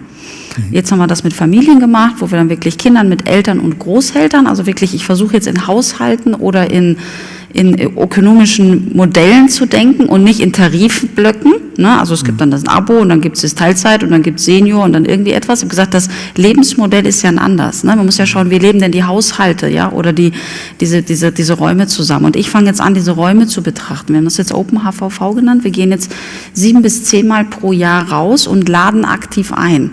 Das ist natürlich etwas, was dann viele aufschreckt, wo sie sagen, was tut die? Holt die sich jetzt noch Kritik ins Haus? Ne? Wo ich sage, ich entwerte das nicht als Kritik. Ich werte das immer als Kommunikationskanal, um dann auch daraus Input zu generieren und zu sagen, was sehen wir noch nicht? Ansonsten reden doch immer die gleichen Leute, die übrigens seit 20, 30 Jahren in dem System sind, die sich meistens nicht mal ein Ticket kaufen müssen, weil sie ein Jobticket geschenkt bekommen. Das heißt, sie wissen nicht mal, wie der Vertrieb funktioniert oder wie das Preissystem ist, ja. Und die versuchen dann diese Branche zu revolutionieren. Das funktioniert nicht so. Und wir machen das jetzt auf. Und das bringt natürlich sehr viel Impulse jetzt mit rein und das muss aber die Organisation jetzt auch verarbeiten, weil man kann ja nicht nur in den Wald reinrufen, ne, dann kommt auch was zurück und damit musst du dann halt arbeiten. Und ich stelle den HVV jetzt mit den Leuten zusammen auf Open HVV, wie es nennt sich, geht wirklich auch unter diesem Label raus. Wir haben eine neue UI/UX-Einheit bei uns gegründet, die sich auch bewusst mit diesen User Experience oder auch überhaupt alles, was du da draußen erlebst, befasst und prüft, wie man übergreifend reinnehmen kann. Ist aber ein riesengroßer Weg, weil sie das ja auch noch konsolidieren müssen über 28 Verkehrsunternehmen und über 3 Bundesländer und 8 Landkreise. Sind sie länger dabei. Sind so Sachen, wo wir aber als Designagentur auch machen. Also das heißt, wir einerseits natürlich Beobachtung, also nicht im Mockup nur abtesten oder so, sondern wirklich Beobachtung. Das ist super spannend, weil wir haben zum Beispiel ein Fahrzeug gemacht, das halt im Alpenbereich fährt, in den Citybereichen und so im ländlichen Bereich. Und wenn man dann Beobachtung macht und Befragung, dann merkt man, dass eigentlich das gleiche Fahrzeug völlig unterschiedliche Bedürfnisse erfüllen muss und dass man das eben genau wieder zuschneiden muss auf die Region mit nicht alles, das ganze Fahrzeug, aber gewisse Elemente, gewisse Zonen, dass man die wirklich dann wirklich zuschneidet und anpasst auf die Dinge. Oder auch, wenn es eine Ausschreibung gibt für Städte, dass man wirklich mit den Menschen spricht. Was bedeutet der Betreiber für euch? Was ist für euch wichtig? Für was steht er? Und so eigentlich dann auch das wirklich mit ins Fahrzeug reinbringen kann. Ja, das empfinden wir auch als wichtig, dass man die Leute kennenlernt, die diese Fahrzeuge benutzen, dass man die Landschaft kennenlernt, dass man da fährt, dass man das alles selber nutzt und da entsprechend dann auf die verschiedenen Bedürfnisse reagiert. Was bei uns interessant ist, wir haben jetzt eine Abteilung, die nennt sich Passenger Experience. Das haben wir bisher noch nicht gehabt. Das ist auch, finde ich, sehr mutig auch von unserer Firma, dass sie sagt, okay, wir haben jetzt aber eine Gruppe, die gucken jetzt extra aus dem Blickwinkel des Passagiers. Ne? Und das bringt jetzt auch ganz neue Synergien in die Projekte rein. Jetzt nochmal vielleicht abschließend zu den konkreten Zielen. Wenn man sich jetzt anguckt, gibt es ein konkretes Projekt? Du hast es vorhin angesprochen, gerade also grenzübergreifende Reise-Nachtzug-Projekt. Gibt es neue Ideen, die in nächster Zeit zu realisieren sind, auf was wir uns in Anführungszeichen freuen können, was vielleicht tatsächlich passiert? Ja, ich meine, beim Research and Development passiert immer sehr, sehr viel, wenn wir Zeit haben, muss ich auch dazu sagen. Aber ich weiß nicht, wir denken über Corona nach, wie reist man in der Zukunft, also es geht nicht nur um Grenzüberschreitend, sondern es geht auch, wie reisen wir in anderen Takten vielleicht, wie können wir mehr Platz in den Räumen schaffen. Aber grundsätzlich geht es einfach darum, was ich vorher schon mal gesagt habe, es geht nicht mehr darum, diese Zeit möglichst schnell hinter sich zu bringen, sondern diese Zeit zu genießen. Und das ist jetzt gar nicht so revolutionär, sondern das ist einfach ein Grundbedürfnis, wo man in den verschiedenen Fahrzeugen, in den verschiedenen Kulturen, in den verschiedenen kleinen Bereichen gucken kann und genau hingucken muss. Und das muss jetzt kein Rocket Science sein, würde ich mal sagen. Konkretes Projekt der nächsten Zeit? Ja, die Grenzen zu durchbrechen zwischen Luftschiene und Straße und wirklich einmal dieses Think Big, wenn wir über Mobile Living Spaces sprechen, das wirklich auch über die unterschiedlichen Disziplinen zu denken, dass es darum geht, man hat den Mensch und man hat die Mobilität und dann gibt es ein Grundbedürfnis, dass Menschen eben mobil gemacht werden und dann kann man dieses Grundbedürfnis aber in bestimmte, wenn wir über Passenger Experience sprechen, in bestimmte andere Ebenen heben, indem man eben additive Elemente damit noch beantworten kann. Und wir denken da wirklich konkret drüber nach, wie kann man in kleineren Units, in neueren Systemen unterschiedliche Antriebskonzepte, und dann ist es eben auch egal, ob das auf der Schiene ist, auf der Straße, in der Luft oder ob es autonom realisiert wird. Auch das sind ja Riesenfacetten und Faktoren, die man damit bedenken muss. Und das sind eigentlich so Punkte, die uns aktuell antreiben. Plus, wie verändert sich Individualverkehr versus Massentransport? Wie verschmelzen diese beiden Systeme beispielsweise miteinander?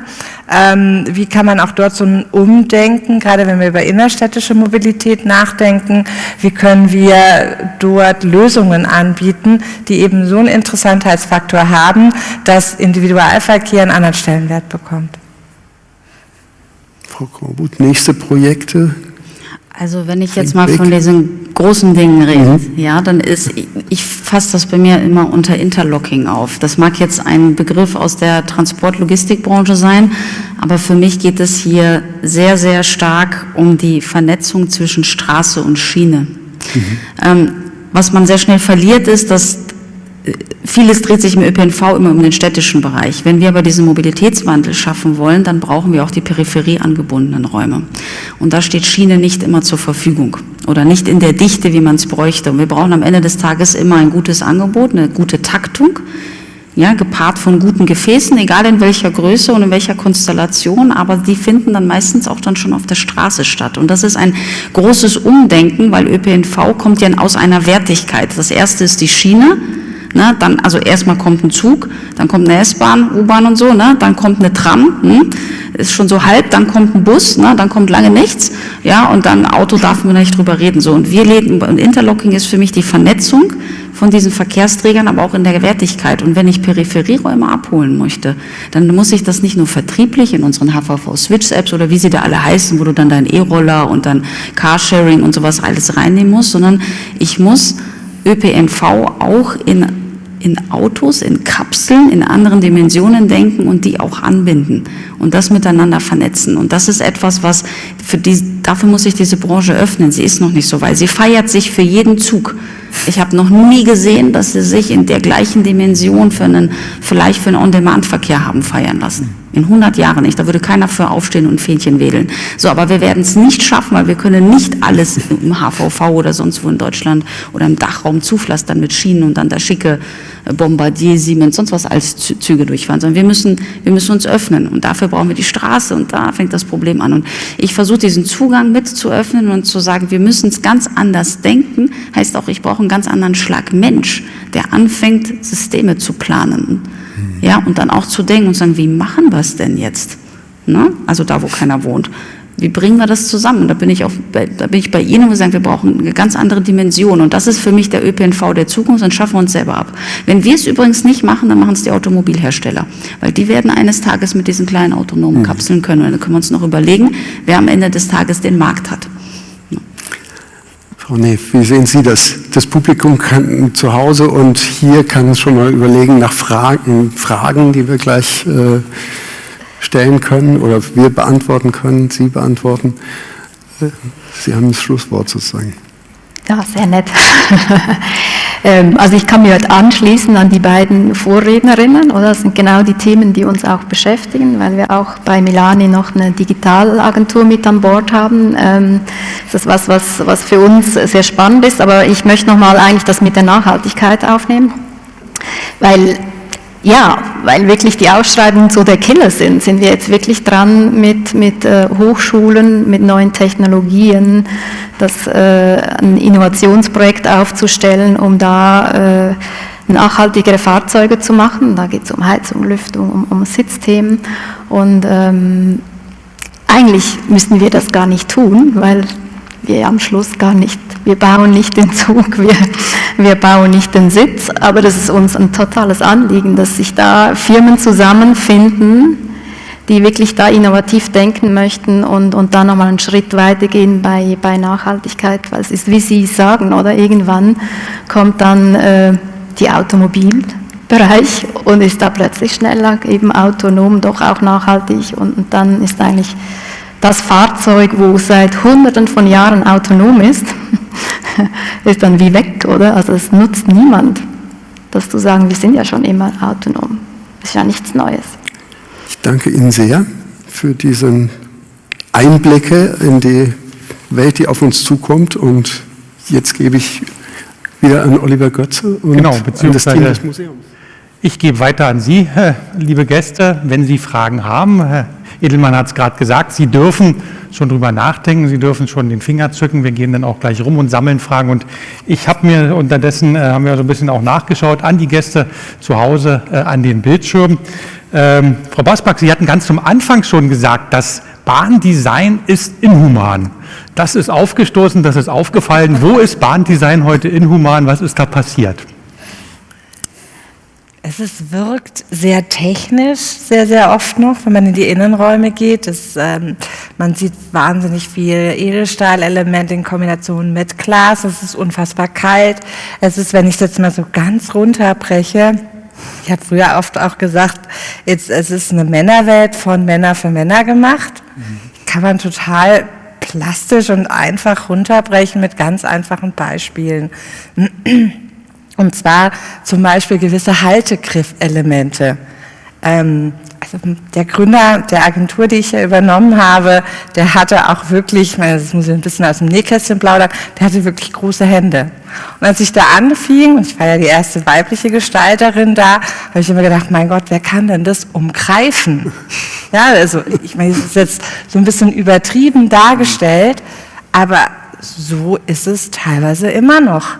Und das finde ich eben dieses Nicht-Menschliche. Ich komme da nicht wirklich rein und denke mir, ach herrlich, hier fühle ich mich total wohl, sondern ich komme da eher rein und denke mir, wann darf ich wieder rausgehen?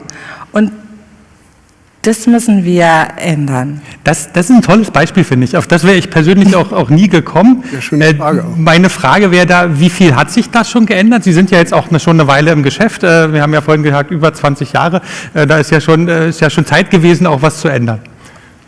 Also es gibt natürlich viele Bedingungen, wieso gewisse Elemente sind, wie sie sind. Wir haben Normen, wir haben Hygienemaßnahmen, wir haben all die unterschiedlichen Restriktionen, die es gibt. Ja, es passiert täglich, ich würde sagen jährlich verändert sich das in eine Welt und es hängt natürlich auch, wie sagt man so schön, Wettbewerb belebtes Geschäft. Das kommt natürlich auch mit ganz einfachen Faktoren oder es gibt ganz einfache Treiber. Schauen wir in die Flugindustrie, da ist viel passiert.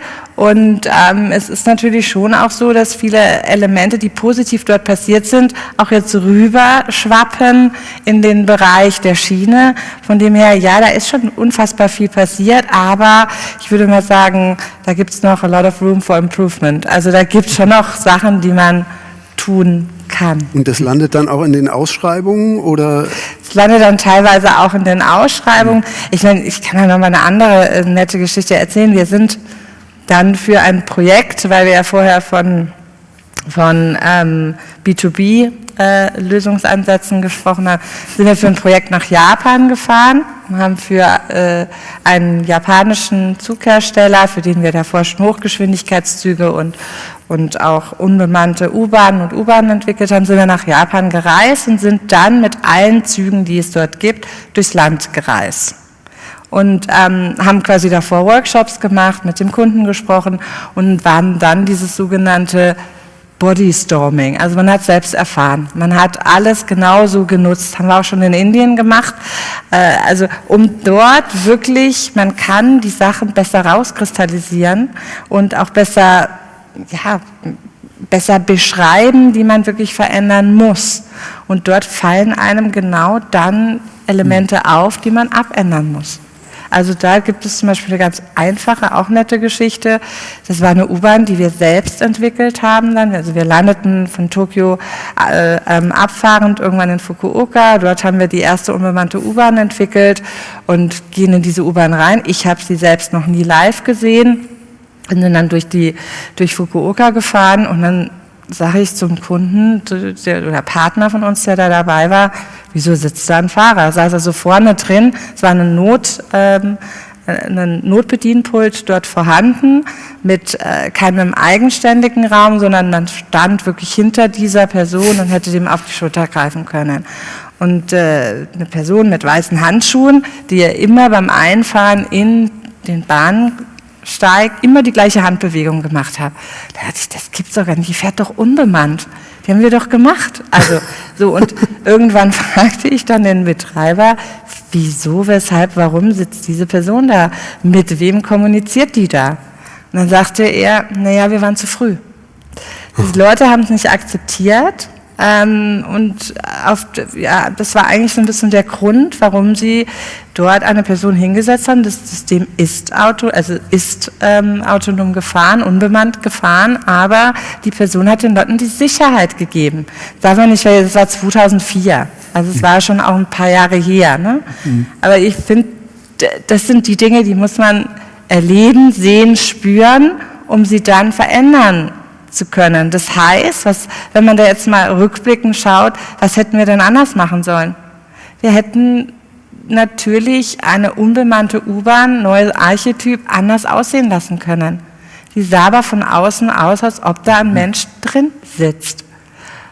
Weil auch Notbedienung da war. Und das sind die Punkte, die man dann natürlich auch rückblickend, wo man sagen muss, ja, dann müssen wir solche Systeme einen anderen Look and Feel auch geben, damit diese Neuartigkeit auch nach außen hin sichtbar wird. Ja. Sie sagten gerade Ausschreibungen, jetzt ging eine Frage an Frau Neff. Sie hatten es auch vorhin, haben so ein bisschen kritisiert, wie die Ausschreibungen heute so aussehen, das kann ich gut nachvollziehen. Wir haben es auch leider nicht geschafft, müssen wir sagen, wir haben die Verkehrsträger noch weiter angefragt, auch jemand, der dann vielleicht gerade mit den Ausschreibungen zu tun hat, wollten heute nicht auf die Bühne, kommen vielleicht nächstes Mal, müssen wir sehen. Aber nichtsdestotrotz, man kann sich ja jetzt schon Input holen von Ihnen. Wie würden Sie denn so eine Ausschreibung gestalten, damit Innovation auch rauskommt? Das heißt, was fehlt Ihnen denn da im öffentlichen Verkehr und was würden Sie denn machen? Also Sie haben jetzt quasi mich als Mittler zum Aufgabenträger. Ich gebe es auch weiter. Was würden Sie da gerne reinbringen, damit das auch ausgeschrieben werden kann, was Sie gerne noch an Innovation bringen wollen? Ich glaube, das geht von kleinen Dingen, oder? Also wenn wir bei den Fehlern bleiben, wenn dann steht, dass hinten beim Sitz der Griff hier so sein soll, dann denkt jede Frau mit langen Haaren, da hat sich niemand Gedanken gemacht, weil dann fasst man hin und reißt an den Haaren, oder? Und solche Sachen stehen zum Teil drin, oder? Also wirklich so ganz detailliert. Und sonst ist es halt wirklich, es wird alles optimiert auf genau so viele Sitzplätze, so viel Raum. Und wenn man in einem Wagen einen Viererabteil wegnehmen könnte, hätte man ein total anderes Erlebnis, was man gestalten könnte. Und die Ausschreibung lassen das wie nicht zu, oder weil man wie nicht die Kreativität, also man müsste sich wirklich Gedanken machen, wie man das mit der Bewertung machen kann, dass man wie trotzdem Punkte bekommt, wenn man sich auch irgendwie was Neues ausdenkt, oder? Weil klar kann man noch eine neue Variante machen, die berechnet man meistens nicht, dann weiß nachher der auch nicht, was er einkaufen würde, wenn es anders viel kostet, oder? Also ich glaube, das Bewertungssystem ist das Problem, dass es da nicht die Möglichkeit gibt. Und da müsste man, habe ich jetzt keine Lösung, da wäre Sie wahrscheinlich die bessere, um Auskunft zu geben. Man müsste für das Bewertungssystem wirklich eine Möglichkeit geben, dass man mit Innovation nochmal zusätzlich auch Punkte bekommen könnte. Das haben wir schon erlebt. Ne? Mhm. Also zweimal habe ich das in meiner ganzen Berufstätigkeit erlebt, dass der Kunde tatsächlich extra Punktbewertung gegeben hat, wenn wir was Kreatives, noch anderes zeigen. Also wirklich großen Freiraum gegeben. Und dann habe ich es erlebt bei der Metro Stockholm, die jetzt fährt. Da haben wir am Anfang mit dem Kunden zusammen das gesamte Layout des Fahrzeugs, also sind echt Sitzplätze weggefallen zugunsten eines anderen Layouts. Wenn man heute reingeht, sieht es jetzt nicht so ungewöhnlich aus, aber wir haben wirklich von Scratch mit dem Kunden neu gearbeitet. Der Kunde hat uns ein Booklet gegeben, wo drin stand, dieses Spirit möchten wir haben, und er hat gesagt, sie möchten einen Twist sehen. Und dann haben wir erstmal darüber diskutiert, was ist denn bitte ein Twist? Ja? Und da haben die uns erklärt, das ist für sie, für die Schweden, ist ein Twist etwas, dass der Passagier nicht sofort im Fahrzeug entdeckt, aber wenn er es entdeckt, dass es ihm ein Lächeln auf die Lippen zaubert und er sich gewertschätzt fühlt. Ja? Und da konnte man natürlich ganz verrückte Sachen spinnen. Ne? Und das haben wir auch. Also, und das kann man sonst nie einbauen. das muss aber, wenn das vom Kunden gefordert wird, ne, dann ist das eine ganz andere Geschichte, wie man da arbeiten kann. Dann geben wir das mal nach Hamburg, Frau Korbut. Würden Sie das aufnehmen in einen Twist in der nächsten Ausschreibung? Beziehungsweise Sonderpunkte für besondere Kreativität? Aus meiner Sicht kann auch jeder den Zug entwerfen und ich gebe gar nichts vor. Das Problem ist das deutsche Vergaberecht. Ja, wir bewegen uns ja in einer Welt, die so überjuristisch ist. Also Ausschreibung ist ja nur die Angst, angeklagt zu werden und sich rechtfertigen zu müssen, warum man jemandem den Zuschlag gegeben hat, weil man hätte bestechen lassen können, weil, ja. Also ich habe selber in meinem Leben 2 ganz große Zugprojekte mit ausschreiben dürfen und die sind alle in einem Anklageverfahren, in der Vergabe, ne, mehrere Millionen, die Deutsche Bahn kennt das auch hoch und runter, ne. Ich kenne es jetzt sehr gut aus Österreich, wo dann wieder Stadler, Bombardier oder Siemens sich dann bekämpfen, wer sitzt im Aufsichtsrat etc. pp. Ne? Und das ist ja genau das Problem. Die Ingenieure geben es so detailliert vor, damit es so vergleichbar ist, damit, wenn am Ende einer klagt bei einer Vergabe von über 500 Millionen Euro, damit alle Vorstände haftungsfrei aus dieser Geschichte rauskommen. So, jetzt sind wir wieder beim Thema Mut. So, wenn Sie das aber verändern wollen, dann müssen Sie sich hinstellen und sagen, mein persönlicher Job ist mir scheißegal, dann haust mich halt raus, weil ich habe den geilsten Zug der Welt. So, und jetzt gehen Sie doch mal in den eigenen Konzern und zeigen Sie mir die das machen würden. So, müssen Sie mir jetzt nicht beantworten. Ist okay, ist nicht in Ordnung, ne? So, ist vielleicht auch ein Grund, warum ich nicht mal bei der DB bin. So, aber jetzt hinzugehen und zu sagen, ja, ich würde das machen, nur ich schreibe leider nicht aus als HVV, das machen die Verkehrsunternehmen, ja? Aber wenn ich mal die Möglichkeit hätte, ich würde so viel öffnen wollen, wie es geht, ja, um allein oder es in eine Vorphase packen oder was auch immer, um mal zu sagen, was will ich überhaupt ausschreiben? Woher soll ich denn wissen, was nachhaltig ist? Ich kenne mich mit nachhaltig so gut aus, dass ich es buchstabieren kann, ja? Also, und da muss die Branche aber ganz anders hin. Aber wenn Sie am Ende mehr Juristen und Ingenieure haben als Kunden und Entwickler, dann wird das nie was werden. Aber das ist ja dann etwas, was alle, ne? Das darf ich dann auch an Alstom geben gewissermaßen, dass man dann auch weniger klagt, wenn man verloren hat und damit natürlich ein Klima der Öffnung schafft, in dem dann vielleicht die eine Seite mehr Freiheit gewährt und die andere Seite dann auch mal 5 gerade sein lässt, wenn man den Auftrag vielleicht nicht gewonnen hat, obwohl man genau auf das gepasst hätte. Das nur so eine Bemerkung. Aber Frau Korbut, an Sie ging noch eine weitere Frage und dann wirklich stelle ich auch ins Publikum, was muss die Bahn noch beim Design beachten, damit sie auf dem Verkehrsmarkt der Zukunft bestehen kann? Also speziell beim Design, jetzt sagen wir mal nicht Kommunikationsdesign, vielleicht sagen wir Zugdesign und Ähnliches. Ich muss einfach sagen, es muss ansprechend und cool sein. Ich hätte einfach gern den ÖPNV mindestens so cool wie die Automobilbranche zurzeit oder wie ein Starbucks. Ja, ich hätte das einfach gerne und das ist es heute nicht. Und ich glaube, wir sprechen viel mehr Leute drauf an, zumindest wenn ich mich im HVV bewege, ich oute mich und rede dann echt mit Menschen. Ne? Das ist, sagen wir mal, lass das bloß, weil dann kriegst du den ganzen Shit, aber ich gehe dann hin und sage, wie findest du es, wie gefällt's dir, was ist dir passiert, willst du dir was mitgeben? Ne? Führt manchmal dazu, dass man dann stundenlang in die falsche Richtung fährt, weil man nicht aus dem Gespräch rauskommt, aber das ist nicht schlimm. HVV ist groß. Aber ich hätte gerne mehr Sexappeal in dieser Branche. So, und die hätte ich gern im Design. Ich hätte einfach gern, dass das schick ist. Ich gehe unheimlich gern, ich lebe ja noch in Wien, das muss ich ja sagen, ne? Ich pendel ja zwischen Hamburg und Wien. Wien, K&K-Monarchie, gehen Sie dort mal in die Cafés, setzen Sie sich mal da rein, das ist eine Attitude, das ist cool, das hat eine Historie, das muss man schmecken, riechen, sehen, fühlen. Und wenn ich in dem ICE morgens um 5:46 Uhr drin sitze und um 6 Uhr machen die diese Beleuchtung an, weil jetzt ist 6 Uhr, ne? Verdammt, ich schlafe um 6 Uhr morgens, ja, dann geht über einem dieses Neonröhre an, ja, da vergesse ich mich. Ja, wo ich immer sage, was macht ihr hier? Warum? Man könnte es dimmen, man könnte es warm machen. Es gibt ganz, ganz viele Beispiele, die man reinnehmen kann. Leider haben wir diese Ausschreibungen. Leider haben wir nicht genug Leute mit Mut und leider haben wir diese langen, teuren Investitionszyklen, weil sogar ganz ehrlich, wenn ich heute einen Zug mit den 3 Damen hier machen würde Und der kommt dann gefühlt ja in 10, 15 Jahre, dann ist das auch schon wieder alt. So, und da müssen wir einfach in einen viel höheren Zyklus reinkommen und uns viel schneller erfinden, gerne in 3-4 Jahresrhythmus, damit das auch cool bleibt. Da schauen wir mal, was wir schaffen können. Vielleicht gibt es ja Anmerkungen aus dem Publikum. Da. Wir warten mal ganz kurz, brauchen ein Mikrofon, damit auch alle zu Hause deine Frage hören. Ich glaube, das ist gar nicht. Ich habe so ein lautes Organ, ich glaube, es ging theoretisch auch so. Erstmal vielen herzlichen Dank für die sehr erfrischende Runde, muss ich wirklich sagen. Ich glaube tatsächlich, ein wesentlicher Punkt ist das Mitnehmen der Bürgerinnen und Bürgerinnen, der Bürger und Bürgerinnen und der NutzerInnen auch tatsächlich in der Gestaltung und der Planung der Züge halt. Und ich finde tatsächlich, da muss ich Ihnen recht geben, die meisten Züge werden nach dem Motto geplant, meiner ist aber länger als deiner. Und hiermit meine ich den Zug, ja.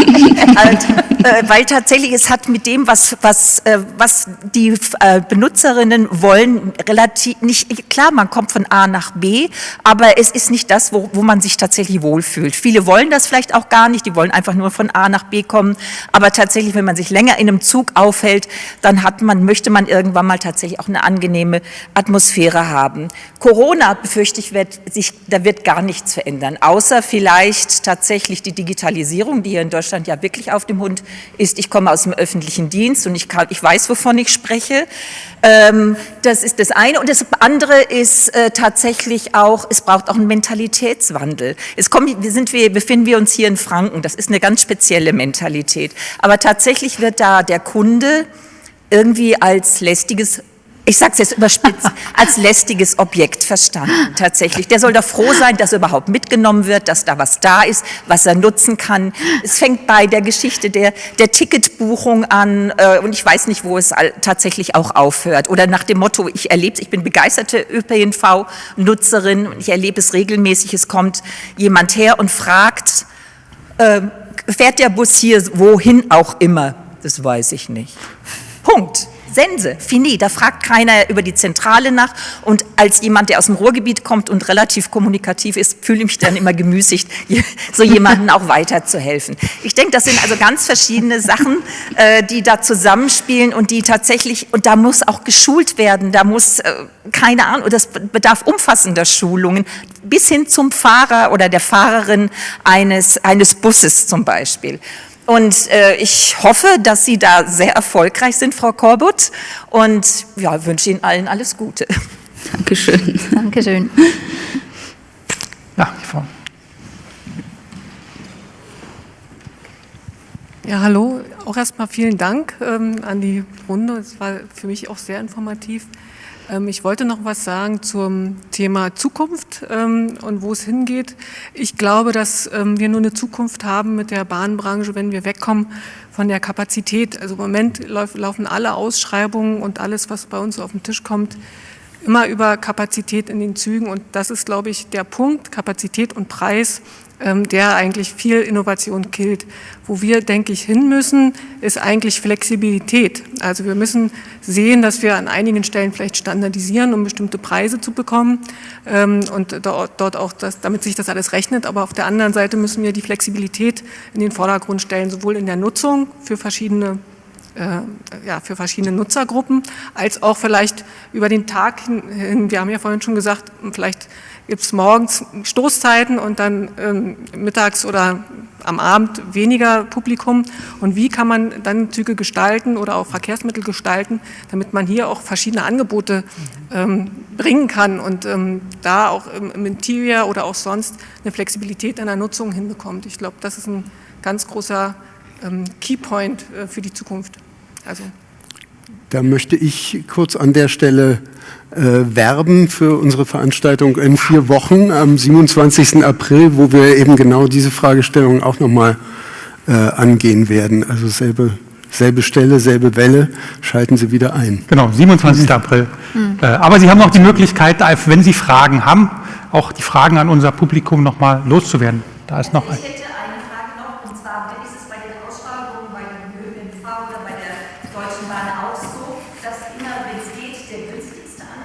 Hm. Also ich weiß, dass zum Beispiel bei vielen Bauvorhaben ist es so, was sich dann auch als Krux erweist. Genau, die Frage für alle zu Hause, falls Sie sie nicht gehört haben, wird immer der günstigste automatisch genommen? Ich glaube, das können Sie wieder am besten beantworten. Nein, also mittlerweile nicht mehr. Ja, man geht auch sehr stark auf Qualitätsführerschaft, nicht in allen Segmenten, das ist richtig. Also ich habe es im HVV jetzt auch neulich gehabt, da bin ich fast vom Stuhl gefallen, weil Preis war 60%, das haben wir dann gleich mal gekillt und geändert. Auch das haben wir noch nie so gemacht, das können wir jetzt nicht machen, ne? Weil dann ist es nicht mehr eindeutig in der Vergabe, weil dann kommst du mit Soft Skills, da habe ich gesagt, passt schon, ich muss unterschreiben, mein Job nochmal, also ich nehme es auf mich, aber es wandelt.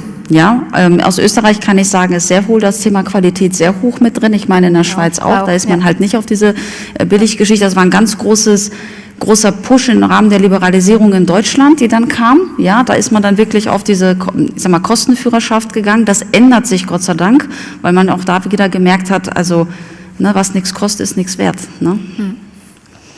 Und es gibt natürlich auch ein klares Punkteverfahren in den Ausschreibungen, wo ganz klar kommuniziert ist, also der Preis ist das Wichtigste oder die Innovation ist das Wichtigste. Also es wird ganz klar, die Punkte werden verteilt, sodass die Hersteller in Kombination mit den Designern dort eben entsprechend auch schauen können, auf was muss Wert gelegt werden. Wenn da klar ist, dass kein Sitzplatz wegfallen darf, weil sonst Minuspunkte stattfinden, und so ist es in der Regel, dann können wir Gestalter dann macht es überhaupt gar keinen Sinn, auch eine Diskussion zu starten und zu sagen, der Raum wäre so viel besser, man würde sich so viel wohler fühlen, würden wir auf 3 Sitze verzichten, weil es würde keiner machen. Warum auch, wenn ich dafür 100 Minuspunkte bekomme? Ja, das ist ja genau das, was ich gemeint habe, dass man da wirklich bei der Bewertung nochmal genau hingucken müsste. Aber ich empfinde es auch so, dass schon, also Menschen in der Schweiz, Qualität schon auch hoch gewertet wird. Ja. Da war noch eine Frage. Erstens, wie gehen Sie damit um, mit den Konflikten Ihrer Auftraggeber, mal ganz speziell auch als Frauen angesprochen, die ja gerade zwischen Designern und Auftraggebern sehr häufig entstehen. In der Anfangsphase ist eine große Fantasie verlangt und irgendwann kommt der Punkt, wo dann der Auftraggeber sagt, aber das können wir nicht. Sie haben eben ein typisches Beispiel gesagt, die Deutsche Bahn will auf einmal 900 Sitzplätze realisieren und Sie sagen, in meinen Zug passen nur 750 Sitze rein.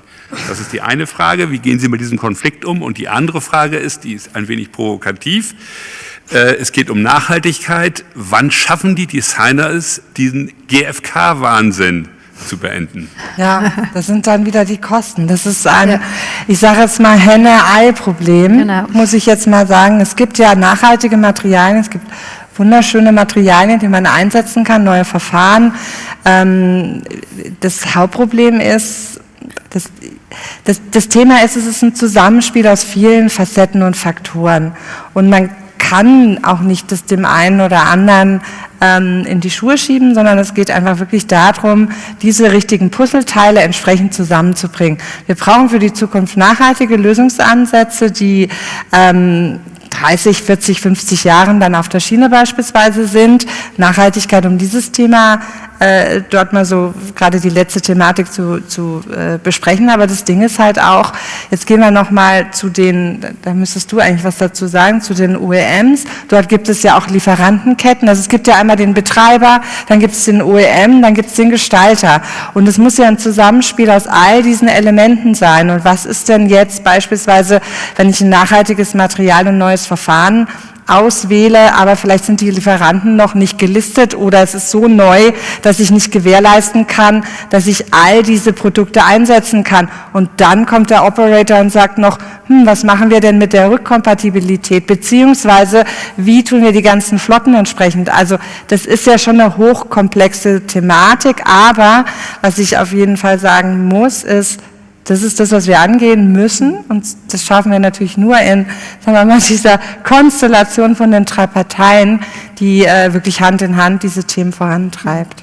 Das ist aber also genau das Thema, wo wir eben, das Projekt, wo wir jetzt anreißen möchten, oder dass man ein Material zum Beispiel findet, anstelle vom GfK, wo Brandschutz, Leichtigkeit und all die Themen erfüllt.